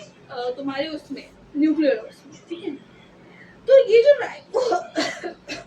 जो राइबोसोमल सब यूनिट होती है, ये ज्वाइन होती है एक दूसरे से और क्या बनाती है? राइबोसोम्स। फिर राइबोसोम्स का काम क्या होता है? ठीक है, वो मैं तुम्हें बताती हूँ। राइबो, देखो मैंने तुम्हें एक पॉइंट बताया था कि न्यूक्लियोलस है, न्यूक्लियोलस याद है तुम्हें क्या होता है? न्यूक्लियोलस है, न्यूक्लियोलस के अंदर होता है राइबोसोमल सब यूनिट। तो क्या होता है ना, ये जो राइबोसोमल सब यूनिट है ये एक दूसरे से मिलती है। क्या होती है? ये मिलती है, मिलती है। ठीक है, और क्या बना देती है? राइबोसोम। अब तुम बोलोगे राइबोसोम का काम क्या है? बेटा राइबोसोम का मेन काम है प्रोटीन सिंथेसिस। क्या काम है? Protein synthesis. प्रोटीन को बनाना ही राइबोसोम का मेन काम है। तो ये काम करते हैं, जहाँ भी राइबोसोम होगा वहाँ प्रोटीन जरूर बनेगा। ठीक है, अभी जो राइबोसोम है ना, ये तो या तो ऐसे हो सकता है कि साइटोप्लाज्म में ऐसे ही पड़ा हो, या तो ये हो सकता है कि वो या तो ऐसे ही फ्री साइटोप्लाज्म में पड़ा हुआ है, या फिर एंडोप्लाज्मिक रेटिकुलम से अटैच हो, या फिर क्या हो? एंडोप्लाज्मिक रेटिकुलम से अटैच हो। अब तुम बोलोगे साइटोप्लाज्म में ऐसे फ्रीली पड़ा हुआ है कहीं पे, समझ में आ गया कि राइबोसोम ऐसा हो सकता है कि फ्रीली कहीं पे पड़ा हो साइटोप्लाज्म में, लेकिन एंडोप्लाज्मिक रेटिकुलम से अटैच हो, मतलब अब ये एंडोप्लाज्मिक रेटिकुलम क्या है? जो लॉ वो समझते हैं। Let's understand that. पहले मैं पानी पी लूं, काफी टाइम हो गया, 1 घंटा हो गया। ओके, सो एंडोप्लाज्मिक रेटिकुलम की बात करते हैं। ठीक है, अभी हमने उठाया कि एंडोप्लाज्मिक रेटिकुलम से अटैच हो सकता है। सो एंडोप्लाज्मिक रेटिकुलम पहले है क्या? पहले ये समझो कि हमारी है तीसरी ऑर्गन। ठीक है, अब ये हमारी तीसरी ऑर्गन ली है एंडोप्लाज्मिक रेटिकुलम, मतलब हमने 2 ऑर्गन ली करी, न्यूक्लियस और राइबोसोम। तीसरी है endoplasmic reticulum. Endoplasmic reticulum basically क्या करता है, वो आपके बॉडी में डिफरेंट जो पार्ट्स हैं उसको ये कनेक्ट करता है सेल्स के जो पार्ट्स है उसको कनेक्ट करता है। बेसिकली उसका मेन जो मोटिव होता है एंडोप्लाज्मिक रेटिकुलम का, वो होता है ट्रांसपोर्टेशन में हेल्प करना। क्या होता है? ट्रांसपोर्टेशन में हेल्प करना। अब दो तरीके की क्या होती है एंडोप्लाज्मिक रेटिकुलम, दो तरीके की होती है। एक होता है रफ एंडोप्लाज्मिक रेटिकुलम, जिसको आप RER से हम दिखा देते हैं, शॉर्ट फॉर्म में लिख देते हैं, और एक होता है स्मूथ एंडोप्लाज्मिक रेटिकुलम, जिसको आप SER से दिखा देते हैं। बेटा मैं शॉर्ट में लिख दूँ, टाइम नीचे ज़्यादा लगेगा। RER यानी कि रफ एंडोप्लाज्मिक रेटिकुलम और SER यानी कि स्मूथ एंडोप्लाज्मिक रेटिकुलम। ठीक है, अब देखो रफ एंडोप्लाज्मिक रेटिकुलम, पहली बात रफ एंडोप्लाज्मिक रेटिकुलम जो है वो रफ क्यों है, ये क्वेश्चन बहुत आता है। ठीक है, अभी मैं तुम्हें पहले ये दोनों समझा देती हूँ, फिर ये तुम्हारा होमवर्क है। You have to tell the answer in the comment section. This is question number 2 which you have to answer. Okay, कि ये रफ एंडोप्लाज्मिक रेटिकुलम को हम रफ क्यों कहते हैं या क्यों रफ होती है। ठीक है, तो इसका जो मेन रीजन है वो ये है क्योंकि इसमें RER में रफ एंडोप्लाज्मिक रेटिकुलम में जो राइबोसोम्स हैं वो क्या होते हैं? अटैच। राइबोसोम्स अटैच होने की वजह से जब आप इसको माइक्रोस्कोप के अंदर देखोगे तो उसमें आपको इसकी सरफेस कैसी दिखेगी? रफ दिखेगी। और SER में स्मूथ एंडोप्लाज्मिक रेटिकुलम में कोई राइबोसोम अटैच नहीं होता, तो हमें इसकी सरफेस अंडर द माइक्रोस्कोप हमें क्या लगती है? स्मूथ लगती है। ठीक है, पहली चीज। अब दूसरी, ठीक है समझ में आ गया अटैच। अब इससे होगा क्यों बेटा? देखो मैंने तुम्हें बोला था जहाँ भी राइबोसोम है वहाँ प्रोटीन सिंथेसिस तो होगा। ठीक है, तो राइबोसोम RER में क्या है? अटैच है। तो यहाँ पे एक जो फंक्शन होता है वो होता है प्रोटीन सिंथेसिस। क्या होता है? Protein synthesis. ठीक है, प्रोटीन सिंथेसिस होता है। और क्योंकि ये बेटा RER है, रफ एंडोप्लाज्मिक रेटिकुलम, क्योंकि रफ एंडोप्लाज्मिक रेटिकुलम में राइबोसोम्स अटैच होते हैं इसलिए प्रोटीन सिंथेसिस होती है। लेकिन मैंने तुम्हें एक बात बोली थी कि एंडोप्लाज्मिक रेटिकुलम का काम क्या होता है? ट्रांसपोर्टेशन में हेल्प करना। तो ये आपका ट्रांसपोर्टेशन में भी मदद करेगा। राइट? एम आई राइट और रॉन्ग? राइट। ठीक है, अब इस तरीके से हमारे कुछ एक चीज याद रख लो कि कुछ ग्लैंड सेल्स होते हैं हमारे, उसमें भी RER होता है। कौन से हैं वो तुम्हारे सिलेबस में नहीं है। Yes, do gland cells have RER? So answer is yes. They do have. Okay. अब SER smooth endoplasmic reticulum smooth क्यों दिखता है वो तो मैंने तुम्हें बता दिया, लेकिन ये करता क्या है? ठीक है बेटा, ये सिंथेसाइज करता है लिपिड्स,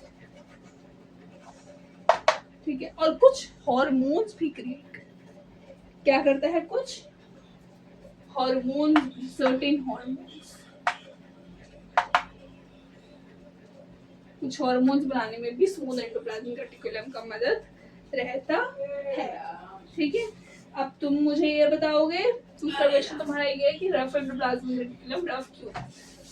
ठीक है, कमेंट सेक्शन भर देना।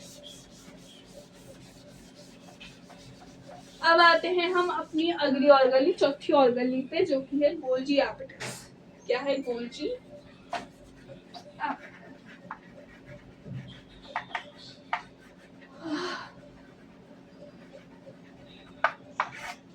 गोल्जी एपेटस।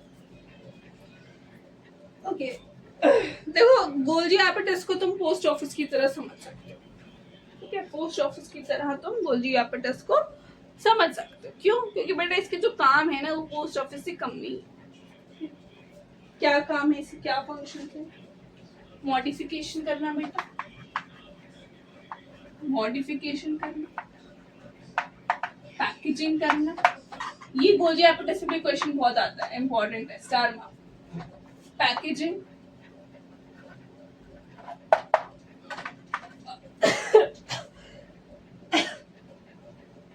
ठीक है। देन ये आपका एक और चीज है कि ये लाइसोसोम्स बनाने में मदद करता है, फॉर्मेशन ऑफ लाइसोसोम्स छांटने में भी मदद करता है, ट्रांसपोर्टेशन में भी मदद करता है। तो ये इसके कुछ फंक्शंस हैं, ठीक है। Basically packaging, transportation, then modification, store करना, ये सारे काम किसके, गोल्जी एपेटस के, ठीक है। मॉडिफिकेशन हो गया, सॉर्ट करना, उन्हें पैक करना, ठीक है, फिर उन्हें भिजवाना, ट्रांसपोर्टेशन जिसे लिख देती हूँ कहीं भूल जाओ, ट्रांसपोर्ट में हेल्प करता है, और लाइसोसोम की फॉर्मेशन में भी हेल्प करता है। मे कम इन एमसीक्यू, ठीक है, it may come in, it might और it can come in MCQs, ठीक है।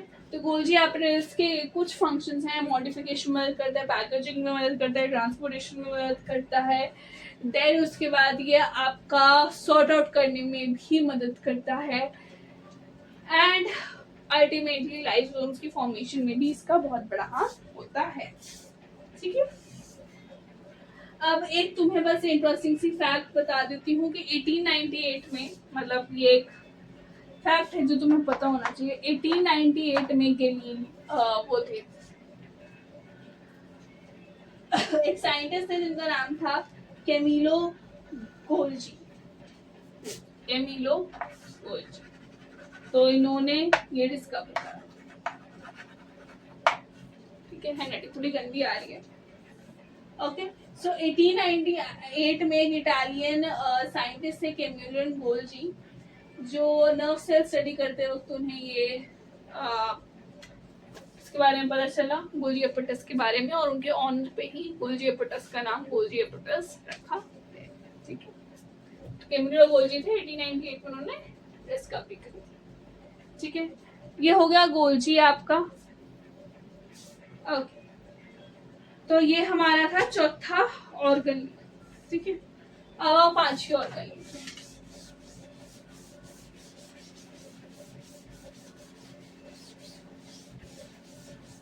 पांचवी ऑर्गन बेटा मेरे एक नाम ही है, lysosome, formation of lysosome, lysosome की फॉर्मेशन में मदद करता है Golgi एपेटस।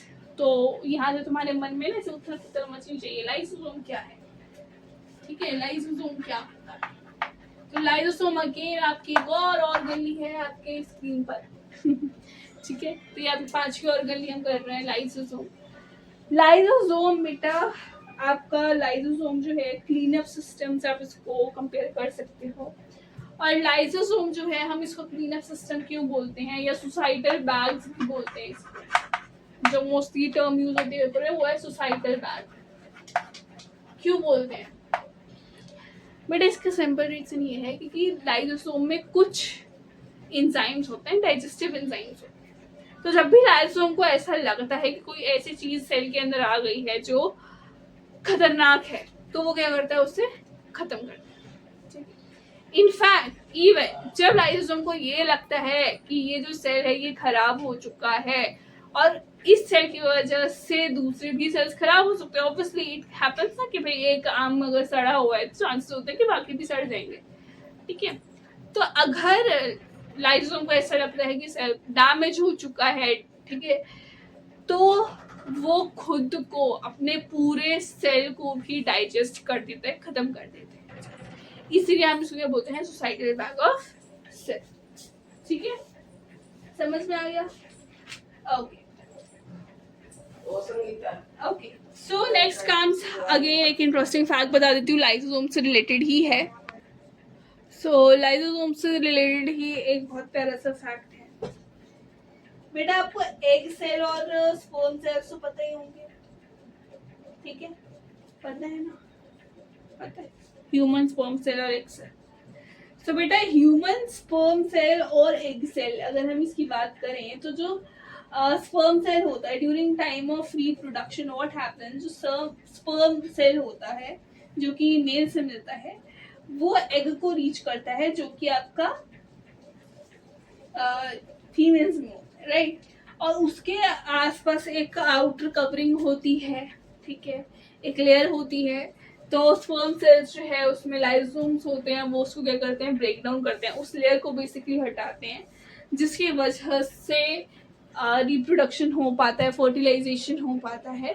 So it's very interesting कि मतलब इट्स रियली वेरी इंटरेस्टिंग कि हमने लाइसोसोम को जाना एज अ सुसाइडल बैग जो सेल्स आपको ख़त्म कर सकता है. अगर उससे लगे कि भाई ख़राब हो रहा है सेल तो खुद के ही सेल को ख़त्म कर देगा. बट वही सेल क्या करता है अल्टीमेटली, अगर हम इसको देखें बहुत इंपॉर्टेंट चीज़ है कि वही लाइसोसोम जो ख़त्म कर रहा है वही न्यू जनरेशन को आगे लाने में उसका एक बहुत इम्पोर्टेंट रोल है. उससे ही लाइफ बिगिन हो रही है. Is it interesting? I find it very very interesting. ठीक है, कुछ कुछ चीज़ें जो तुम्हारी बुक में दी हुई है अच्छी है, बहुत अमेजिंग है. It's really good. I hope तुम बोर नहीं हो गए हो क्या बोर? तुम्हें चाहिए ब्रेक? थोड़ा सा रह गया चैप्टर, ऑर्गेनिज होने वाली है खत्म. अब देखो हमने लाइसोसोम भी खत्म कर लिया, हो गया लाइसोसोम खत्म हो गया. ठीक है, अब आओ अपनी अगली छठी ऑर्गेनिज पे जो कि है माइटोकॉन्ड्रिया. क्या है? Mitochondria.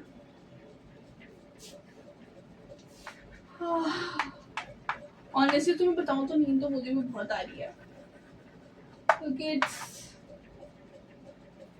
Almost 10:35 in the night. 10:35 हो रहे हो, मुझे नींद आ रही है इसलिए मैं बीच बीच में पानी पी रही हूँ.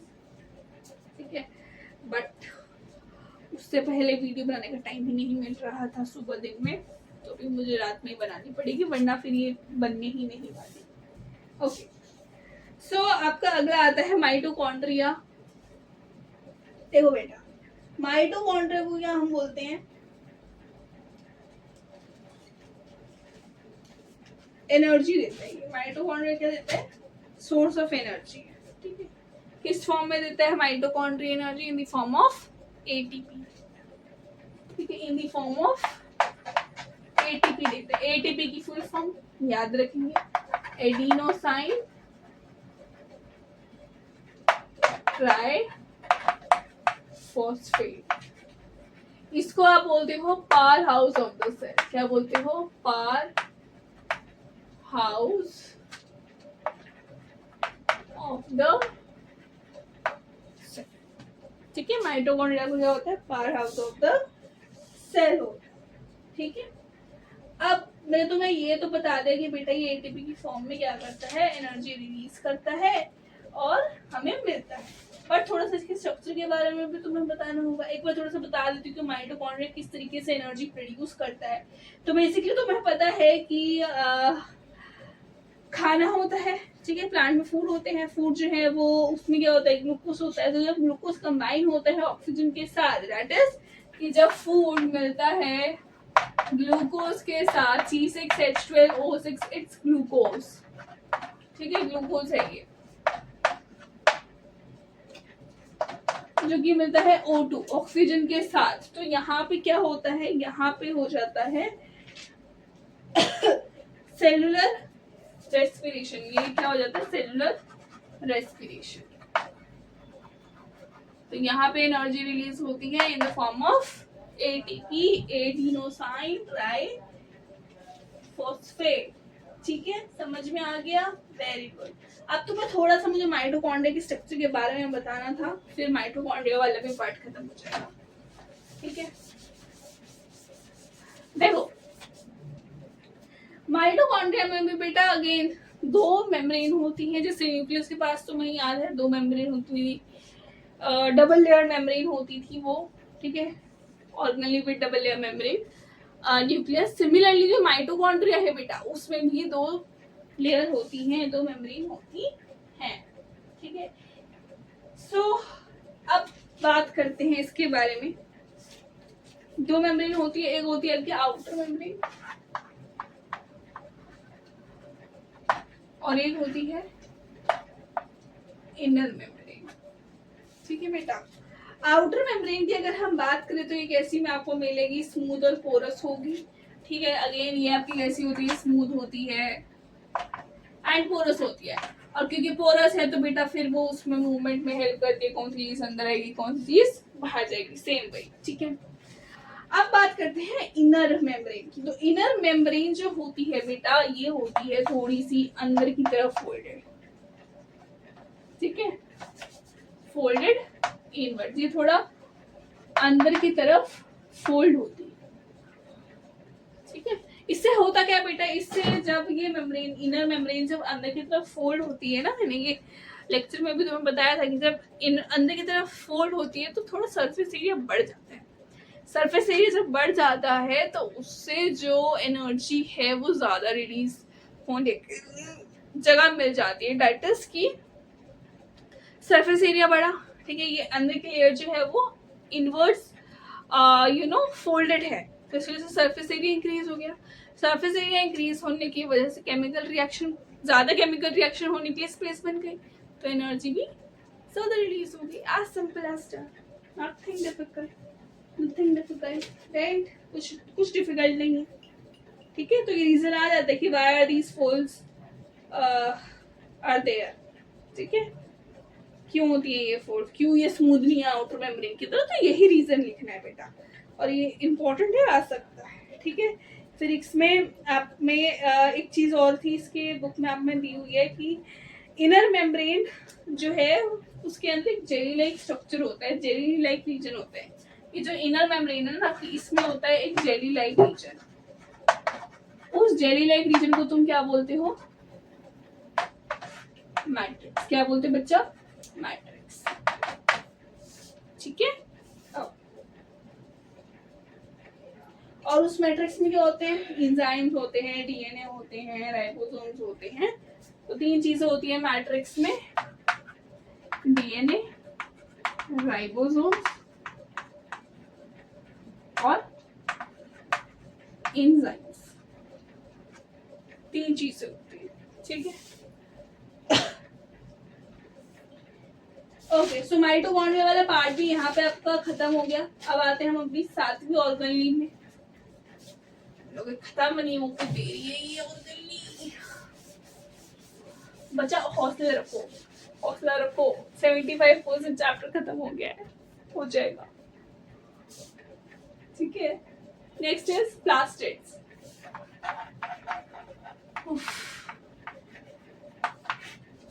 ठीक है, नेक्स्ट ऑर्गेनेल क्या है आपकी बेटा, प्लास्टिड्स। ये किसके लिए रिस्पॉन्सिबल होते हैं, फोटोसिंथेसिस के लिए। बट बेटा जो आपकी प्लास्टिड्स होती हैं ये आपकी 3 तरीके की होती हैं। ये मोस्टली पूछे जाते हैं कितनी टाइप की प्लास्टिड्स होती हैं और उनके फंक्शंस क्या होते हैं, ये बताओ, ठीक है। सो 3 तरीके की प्लास्टिड होती हैं, क्लोरोप्लास्ट, होमोप्लास्ट और ल्यूकोप्लास्ट। क्लोरोप्लास्ट, क्रोमोप्लास्ट और ल्यूकोप्लास्ट। बेटा क्लोरोप्लास्ट, क्लोरो, बेटा क्लोरो से याद आ रहा है, क्लोरो, मैं मारा बोल रही हूँ, क्लोरोफिल याद आ रहा है, क्लोरो से तो मैं यही याद आ रहा है, कुछ और तो याद है, गाना वाना कुछ हो। क्लोरोप्लास्ट, तो क्लोरोप्लास्ट के अंदर क्या होता है बेटा, क्लोरोफिल होता है, ठीक है। और क्लोरोफिल कौन से कलर का होता है, ग्रीन कलर का। तो जो पेड़ पौधे होते हैं उसमें जो भी हरी हरी आपको चीज दिखती है, पत्ती की या जो भी आपको हरा हरा दिखता है, वो किस प्लास्टिड की वजह से आ रहा है, क्लोरोप्लास्ट की वजह से आता है। क्लोरोप्लास्ट में क्या होता है, क्लोरोफिल होता है, जिसकी वजह से क्या, कौन सा कलर आता है, ग्रीन कलर। प्लास्टिड कौन सी चीज रिस्पॉन्सिबल है ग्रीन कलर के लिए, क्लोरोप्लास्ट, ठीक है। क्रोमोप्लास्ट, बेटा क्रोमोप्लास्ट में बहुत सारे कलर्स, फूल, येलो, ब्लू, ऑरेंज, रेड, कौन से खूबसूरत खूबसूरत पिंक, गुलाबी रंग के, सफेद रंग के, ऐसे ऐसे हमें फूल देखने को मिलते हैं, फल देखो अलग अलग रंग के। तो वो अलग अलग कलर्स कैसे और क्यों आ रहे हैं, वो आ रहे हैं क्रोमोप्लास्ट प्लास्टिड की वजह से। इस प्लास्टिड की वजह से आपको वो डिफरेंट कलर्स दिख रहे हैं, और ये अच्छा भी है क्यों, क्योंकि इससे जो इंसेक्ट्स वगैरह हैं, जो एनिमल्स वगैरह हैं, वो अट्रैक्ट होते हैं कलर्स को देख के, राइट। तुम भी अट्रैक्ट हो जाते हो कलर्स देख के, लड़कियों को पूछो वो तो शक्ति मुक्ति चीजों को देख के अट्रैक्ट हो जाती है, I am one of them, ठीक है। सो इंसेक्ट्स, एनिमल्स कलर्स को देख के अट्रैक्ट होते हैं, जिसकी वजह से क्या होता है, पॉलिनेशन हो पाता है, ठीक है। तो बेसिकली प्लांट्स में रिप्रोडक्शन हो पाता है इस वजह से, क्रोमोप्लास्ट की वजह से कहीं ना कहीं, ठीक है। एनिमल्स की वजह से कहीं ना कहीं सीड डिस्पर्सल हो पाता है, तो इम्पोर्टेंस है, सही है। अब बात करते हैं ल्यूकोप्लास्ट की। किसकी? ल्यूकोप्लास्ट। बेटा ल्यूकोस का मतलब जो है वो क्या होता है? व्हाइट। ल्यूकोस का मतलब क्या होता है?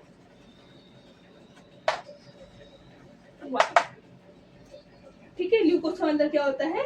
व्हाइट। इसका कोई पिगमेंट नहीं होता, इसका कोई पिगमेंट नहीं होता। इसका मेन फंक्शन क्या होता है? इसका मेन फंक्शन होता है टू स्टोर फूड। इसका काम क्या है? खाना स्टोर करना, ये खाना स्टोर करता है ल्यूकोप्लास्ट। क्रोमोप्लास्ट समझ में आया? क्लोरोप्लास्ट समझ में आ गया? ल्यूकोप्लास्ट समझ में आ गया? पक्का? वेरी गुड, थम्स अप दे दो कमेंट सेक्शन में।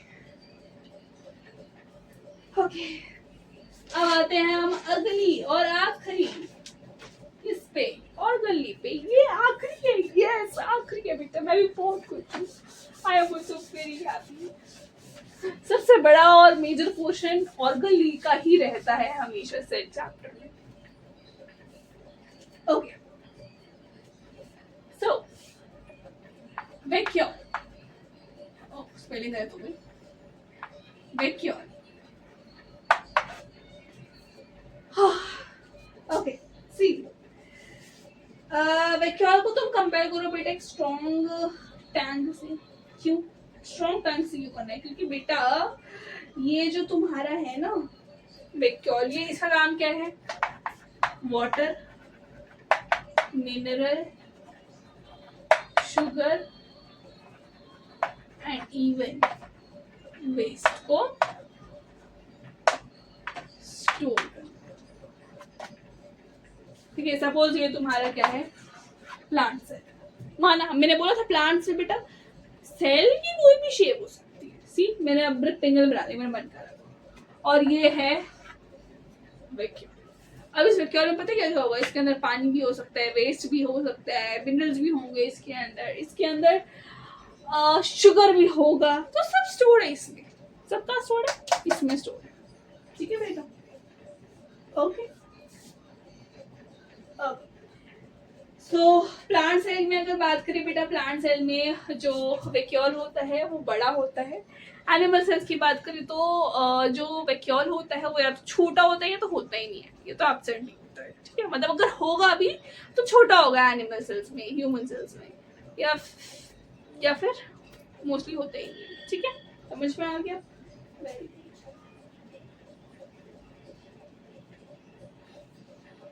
सेल सैप यही है बेटा, ये अंदर वाला पोर्शन सेल सैप है, इसके अंदर वाटर मिनरल सब होता है, ठीक है। ओके, मेन पॉइंट बेटा इसके भी कवर हो गए हैं। वैक्यूल का फंक्शन क्या है? स्टोर करने का है, ठीक है। ये मैंने तुम्हें बता दिया। प्लांट सेल्स में कैसे होते हैं, एनिमल सेल्स में कैसे होते हैं, ये भी मैंने बता दिया, ठीक है। इसके अंदर एक मेम्ब्रेन भी होती है बेटा, सिलेक्टिवली परमिएबल मेम्ब्रेन भी होती है वैक्यूल में, याद रखना, ठीक है। अब बेटा टर्गर प्रेशर एक चीज आती है। टर्गर प्रेशर में तो मैं ऐसे बता देती हूँ टर्गर प्रेशर क्या होता है। तो बेटा टर्गर प्रेशर में क्या होता है? बेसिकली जो पानी होता है ना, देखो तुम्हें पता है कि जो वैक्यूल है वो लार्ज अमाउंट में क्या कर रहा है? पानी स्टोर कर रहा है। तो टर्गर प्रेशर क्या करता है? ये पानी को, ओह सॉरी कैमरा हिल गया, ठीक है। ओके, सो तुम्हें पता है कि वैक्यूल में बहुत सारा पानी होता है, पता है तुम्हें, ठीक है।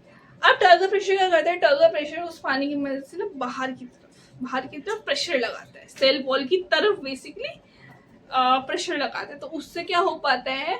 जो सेल वॉल है वो और रिजिड हो जाती है, ठीक है। तो इट्स लाइक ऐसा होता है कि सेल वॉल होती तो है ही रिजिड, तो इट्स लाइक कि सारी चीजें अंदर सेल की सिकुड़ जाएंगी, कोने में आ जाएंगी, लेकिन ये जो सेल वॉल है ना ये जुम्प तो रहती है,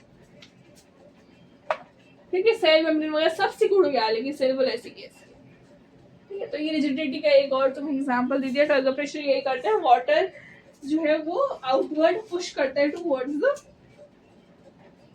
सेल वॉल, ठीक है। समझ में आ गया? ओके, और इससे प्लांट्स जो है वो फर्म रहते हैं। अगर तुम बेटा, जैसे तुम देखा होगा कभी कभी तुम पानी देना भूल जाते हो, तो होगा क्या, वैक्यूल से पानी निकलेगा, पानी निकल जाएगा। देखो जैसे तो तुम जब कभी कभी पानी देना भूल जाते हो पौधे को, तो होता क्या है, वो मुरझा जाते हैं, डंडी बड़ी सफ्सी हो जाती है उसकी, है ना, मुरझा जाते हैं, उदास हो जाते हैं। तो ऐसा क्यों होता है, क्योंकि वैक्यूल ने पानी छोड़ दिया, तुमने पानी दिया नहीं, तो वैक्यूल से पानी निकल गया, उसकी वजह से टर्बो प्रेशर क्या हो गया, कम हो गया। तो अब जो वाटर प्रेशर लगा था वो कम हो गया बेसिकली, ठीक है। तो इसकी वजह से वो विल्ट हो गई, विल्ट यानी कि वो सॉफ्ट सी हो गई, अब वो लकड़ी मुरझा सी गई है, ठीक है। ये होता है आपका वैक्यूल, ठीक है। फिर एक मैंने जे क्रेग वेंटर वाला बताया था कि उन्होंने सिंथेटिक डीएनए क्रिएट करा था माइकोप्लाज्मा से, और उसको दूसरे ऐसे सिमिलर उसमें डाला था, किसमें, बैक्टीरिया में डाला था। तो देखा गया था कि अब वो जो बैक्टीरिया है जिसके अंदर वो सिंथेटिक डीएनए डाला गया, वो अब उस नए डीएनए के हिसाब से काम कर रहा है, ठीक है। 2010 की बात है। ये जो एसएसआर है ये मैंने अपनी सीरीज में अच्छे से समझाई हुई है, ठीक है। अब आते हैं चैप्टर के लास्ट टॉपिक। यस, कौन सा है वो लास्ट टॉपिक सर? चैप्टर का बेटा डाटा सेल डिवीजन।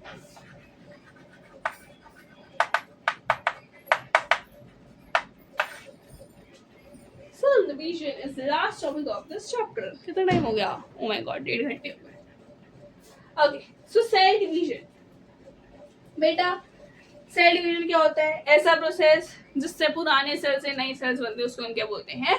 नए सेल डिवीजन। तो सेल डिवीजन क्या होता है? एक ऐसा प्रोसेस जिससे न्यू सेल्स क्रिएट होते हैं पुराने सेल्स, ठीक है, उसे हम क्या बोलते हैं? Cell division. अब ये भी क्या होते हैं? दो तरीके के होते हैं, एक होता है माइटोसिस, एक होता है मियोसिस।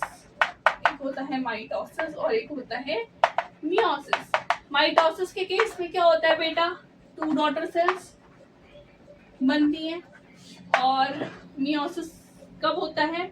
मियोसिस के केस में 4 डॉटर सेल्स क्रिएट होती हैं, ठीक है। इट्स लाइक कि बेटा पेरेंट सेल है, तो पेरेंट सेल माइटोसिस के केस में 2 में डिवाइड हो जाएगा, और अगर मियोसिस का केस है तो पेरेंट सेल 4 में डिवाइड हो जाएगा,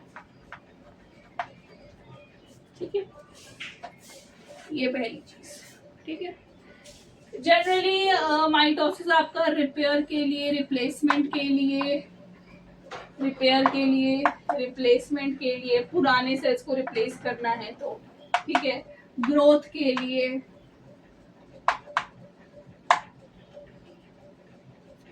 होता है, ठीक है। जैसे तुम्हें चोट लग जाती है तो तुम देखते हो थोड़ी देर बाद ठीक होने लगता है, तो वहां पे न्यू सेल्स डेवलप हो रहे हैं, ठीक है। मियोसिस कब होता है? मियोसिस होता है रिप्रोडक्शन के टाइम पे, रिप्रोडक्शन के टाइम पे होता है। माइटोसिस के केस में अगर हम देखें तो माइटोसिस के केस में बच्चा जो नंबर ऑफ क्रोमोसोम्स है, देखो एक नॉर्मल ह्यूमन बीइंग में कितने क्रोमोसोम्स होते हैं? नॉर्मल ह्यूमन बीइंग में 46 क्रोमोसोम्स होते हैं, ठीक है। तो माइटोसिस के केस में जो डॉटर सेल्स आई है ना, डॉटर सेल्स आई है, इसमें कितने क्रोमोसोम्स होंगे? Answer is 46 chromosomes.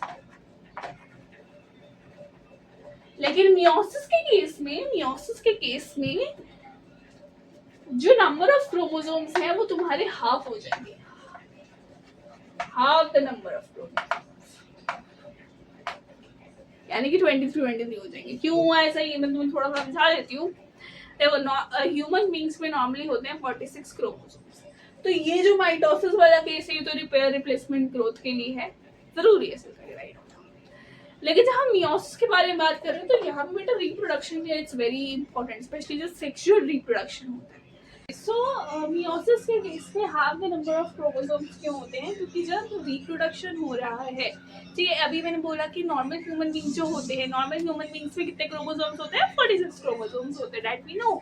बट जब हम बात कर रहे हैं मियोसिस में, बेटा देखो अब जैसे 2 सेल्स होते हैं, ठीक है, स्पर्म सेल एक इन्वॉल्व होता है रिप्रोडक्शन में जो कि मेल से मिलता है, और एक होता है आपके एग सेल जो कि फीमेल से मिलता है।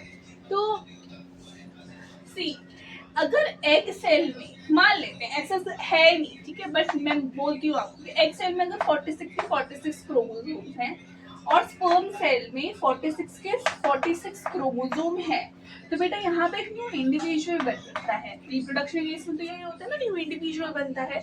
तो अगर एग सेल में भी 46 क्रोमोसोम है और स्पर्म सेल में भी 46 क्रोमोसोम है, तो रिप्रोडक्शन के टाइम पे जब ये दोनों गैमेट्स एक दूसरे से मिलेंगे, ठीक है, तब कितने क्रोमोसोम्स हो रहे हैं टोटल करके?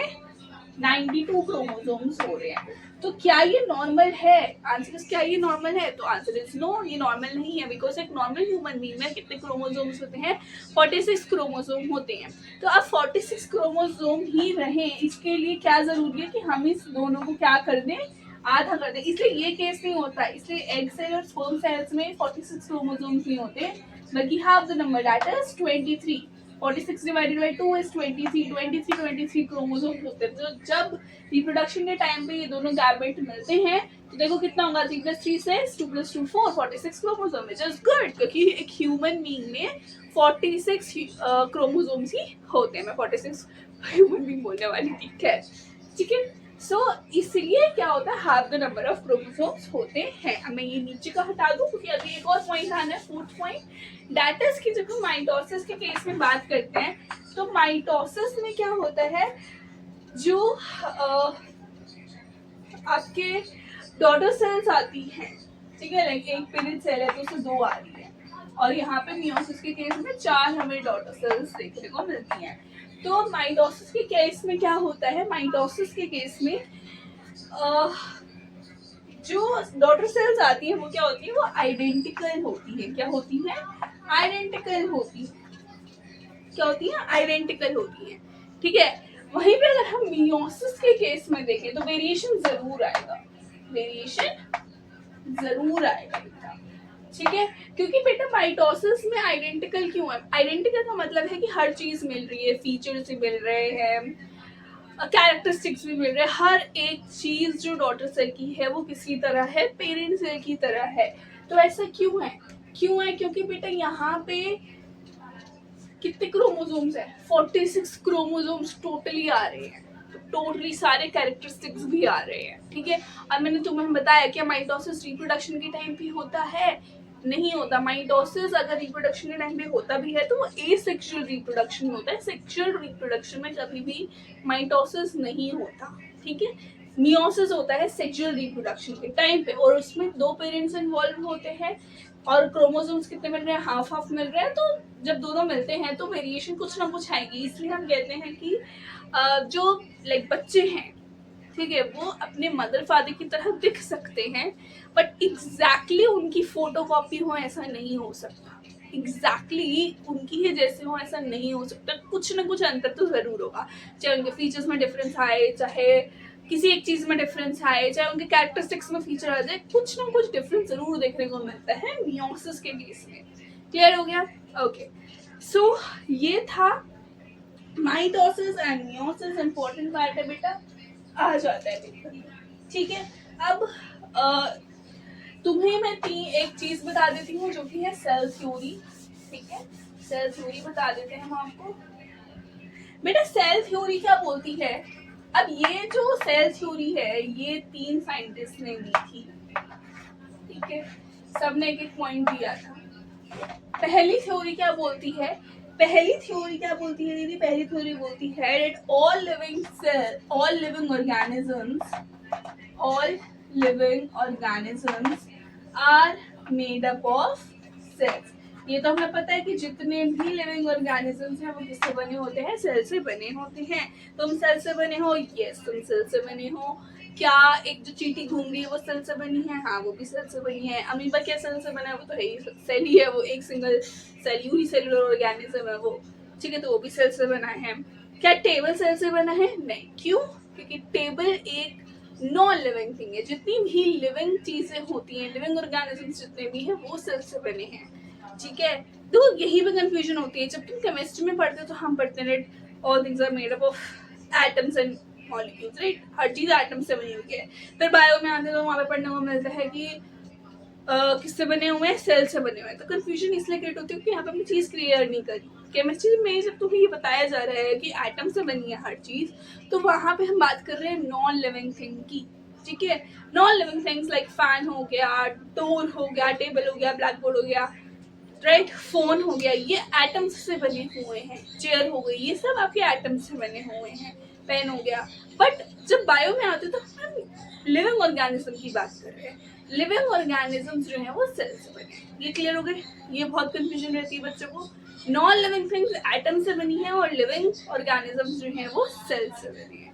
इससे क्लियर? यही बोलती है पहली थ्योरी, ठीक है। अब आती है आपकी दूसरी थ्योरी जो कि क्या बोलती है, dead cells are the functional unit of life. ये तो हमने अभी स्टार्टिंग में पढ़ लिया था। डेड सेल्स आर दी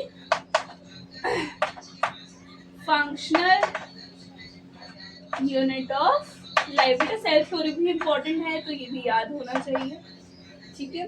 तो ये हम पता ही सेल्स की होती है, फंक्शनल यूनिट ऑफ लाइफ होती है, कैसे होती है हम ऑलरेडी पहले डिस्कस कर चुके हैं। अब आता है तुम्हारा most important theory of cell theory, that is that all cells arise from pre-existing cells. All cells arise from pre-existing cells. सारे सेल्स किससे बनी है? प्री एग्जिस्टिंग सेल से बनी है। देखो ये पॉइंट बोल रहा है कि जो नए सेल्स बन रहे हैं वो नए सेल्स किससे बन रहे हैं? पुराने सेल्स से बन रहे हैं। किससे बन रहे हैं? पुराने सेल से। लाइक तुम किन से आए हो? तुम पेरेंट्स से आए हो, राइट। तो पेरेंट्स पहले से धरती पे एग्जिस्ट करते थे, फिर तुम आए हो। तो सिमिलरली जो न्यू सेल्स आएंगे वो किन से आएंगे? जो ऑलरेडी सेल्स एग्जिस्ट करते हैं, जो सेल्स अभी हैं मौजूद है, जो ओल्ड सेल्स हैं, उनसे ही क्या आएंगे? नए सेल्स आएंगे। ये बोलता है हमारा third point, very important. Okay okay, so यहाँ पे बेटा सेल थ्योरी भी तुम्हारी खत्म हो चुकी है। अब तुम्हें मैं मेरे कुछ 3 चीजें बता देती हूँ और फिर उसके बाद लास्ट टॉपिक लेके इसको खत्म करते हैं, ठीक है। सेल साइकिल के बारे में तुम्हें एक मुझे बताना है, ये को छूटना नहीं चाहिए। वन शॉट है तो इसका मतलब ये नहीं कि बस छू के खत्म कर दिया। जितनी इंपॉर्टेंट चीजें और सारे टॉपिक्स कवर तो हो ही जाते हैं। वन शॉट का मतलब यही हुआ टॉपिक्स में। सेल साइकिल के बारे में, ठीक है। एक जो मुझे तुम्हारे साथ डिस्कस करना है वो करना है सेल कल्चर के बारे में, और एक जो मैं तुम्हारे साथ डिस्कस करना चाहती हूँ प्लांट सेल कल्चर के बारे में। इन तीनों को समझो, these three are important। अब ये एमसीक्यू में आ जाएंगे, ऐसे ऑप्शंस आ जाएंगे, पता नहीं होगा फिर तुम बोलोगे क्या था, ठीक है। देखो सेल साइकिल क्या होता है बेटा? सेल साइकिल का मतलब है कि एक सेल, देखो सेल जो है वो अभी नया नया डॉटर सेल आया, ठीक है, न्यू सेल आया। वो सेल जो है वो फिर अपनी जीवन काल में क्या करता है? काम करता है, जो उसकी काम होती है, जो भी उसकी फंक्शनिंग होती है, ठीक है। फिर उसके बाद वो मैच्योर हो जाता है और फिर उसके बाद वो डिवाइड हो जाता है। ये क्या है? उसकी सेल साइकिल। इसी को हम क्या बोलते हैं? Cell cycle. यानी कि इन शॉर्ट अगर मैं बोलूँ तो अपनी पूरी जर्नी में जब कोई सेल जिन जिन इवेंट्स के थ्रू गुजरता है, कोई सेल अपनी पूरी लाइफ जर्नी में जिन जिन इवेंट से गुजरता है उसको हम क्या बोलते हैं? Cell cycle. यानी कि इन शॉर्ट अगर आम भाषा में बोला जाए कि तो सेल की जो जिंदगी होती है पूरी, उसी को हम क्या बोलते हैं? सेल साइकिल, ठीक है। सेल की जो पूरी जर्नी है उसी को हम क्या बोलते हैं? Cell cycle. क्लियर हो गया? Very good. नेक्स्ट आता है सेल कल्चर। बेटा सेल कल्चर क्या होता है? सेल कल्चर, देखो ये बात तुम्हें ऑलरेडी पता है लेकिन तुम्हें नाम नहीं पता होगा, I'm damn sure। Cell culture हम किसको बोलते हैं? जब साइंटिस्ट खुद से सेल बनाते हैं तो उसे हम बोलते हैं cell culture.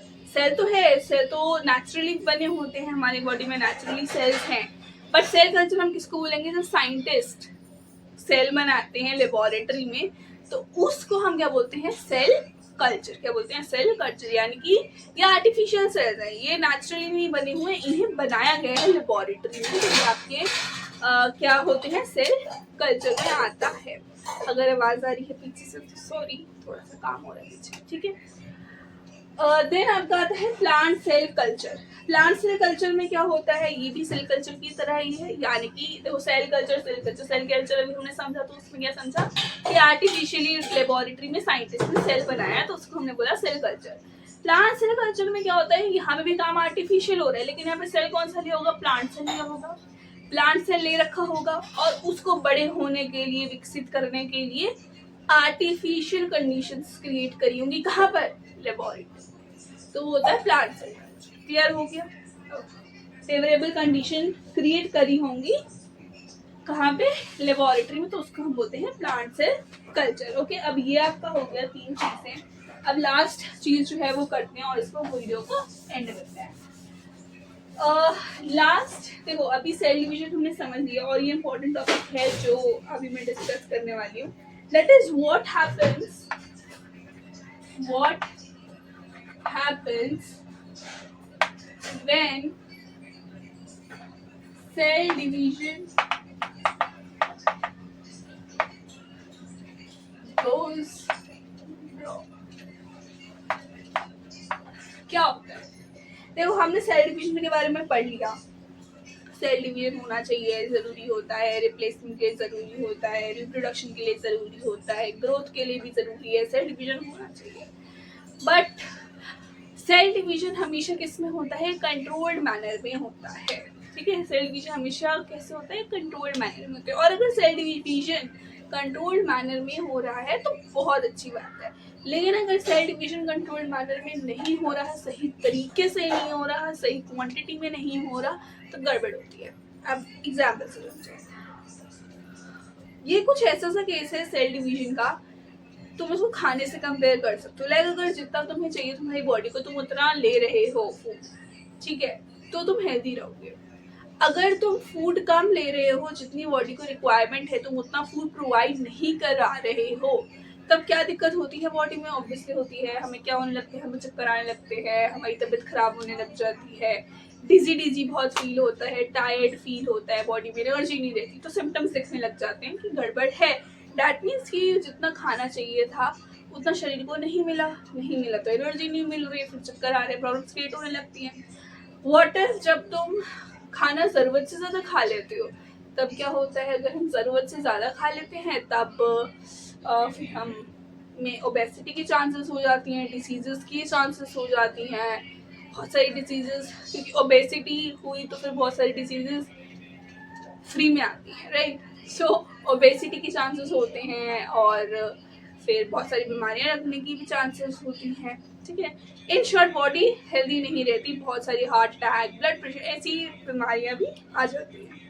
So same cell division के केस में ही है, सेल डिवीजन कंट्रोल मैनर में होना चाहिए, ना बहुत ज़्यादा कम ना बहुत ज़्यादा, जितना चाहिए उतना, ठीक है।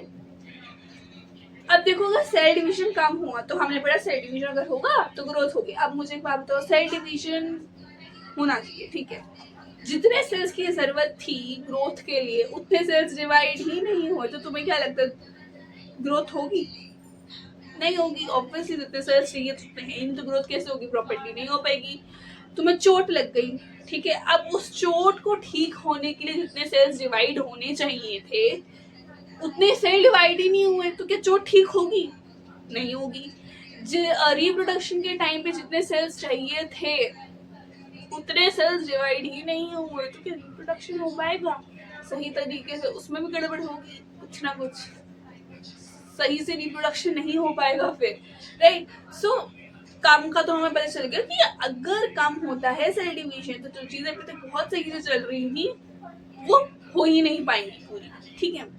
क्या होगा अगर ज्यादा हो जाएगा बेटा, अगर सेल डिवीजन हो गया ज्यादा, ठीक है, तब हो सकता है ट्यूमर, ठीक है। बहुत सारे लोगों को पता होगा ट्यूमर क्या होता है, लेकिन अगर नहीं पता ट्यूमर, तो बेटा ट्यूमर के केस में क्या होता है, आपके पर्टिकुलर बॉडी पार्ट में, लाइक किसी को ट्यूमर कहीं पे भी हो सकता है, लाइक तो किसी बॉडी पार्ट में अगर किसी को बोला जाता है कि ट्यूमर है, तो उसका मतलब ये है कि उस पर्टिकुलर बॉडी पार्ट में सेल्स जो हैं वो ज्यादा डिवाइड हो रहे हैं, जरूरत से ज्यादा डिवाइड हो चुके हैं सेल्स, ठीक है, तो क्या हो जाता है, ट्यूमर हो जाता है, ठीक है। तो अगर सेल डिवीजन ज्यादा होता है, सेल डिवीजन अगर ज्यादा होता है तो it can cause tumour, and अगर आपको पता हो तो ट्यूमर नॉर्मल नहीं है, ठीक है, ट्यूमर में भी कैंसरस ऑल्सो, ट्यूमर कैंसरस भी हो सकता है, तो इससे एक और बीमारी आ जाएगी कैंसर, लेटर तुम्हारी पूरी बॉडी में कैंसर फैल सकता है फिर, ट्यूमर कैंसरस भी होते हैं और उससे फिर पूरी बॉडी में कैंसर हो सकता है, ठीक है। एंड फिर तुम्हें पता है cancer can lead to, right. So basically how dangerous it could be, right. So अगर सेल डिवीजन ज्यादा होता है तो भी अच्छा नहीं है, सेल डिवीजन कम होता है तो भी सही नहीं है। तो सेल डिवीजन कंट्रोल मैनर में होना चाहिए, बैलेंस में होना चाहिए। Okay, so with this we have come to an end of the chapter.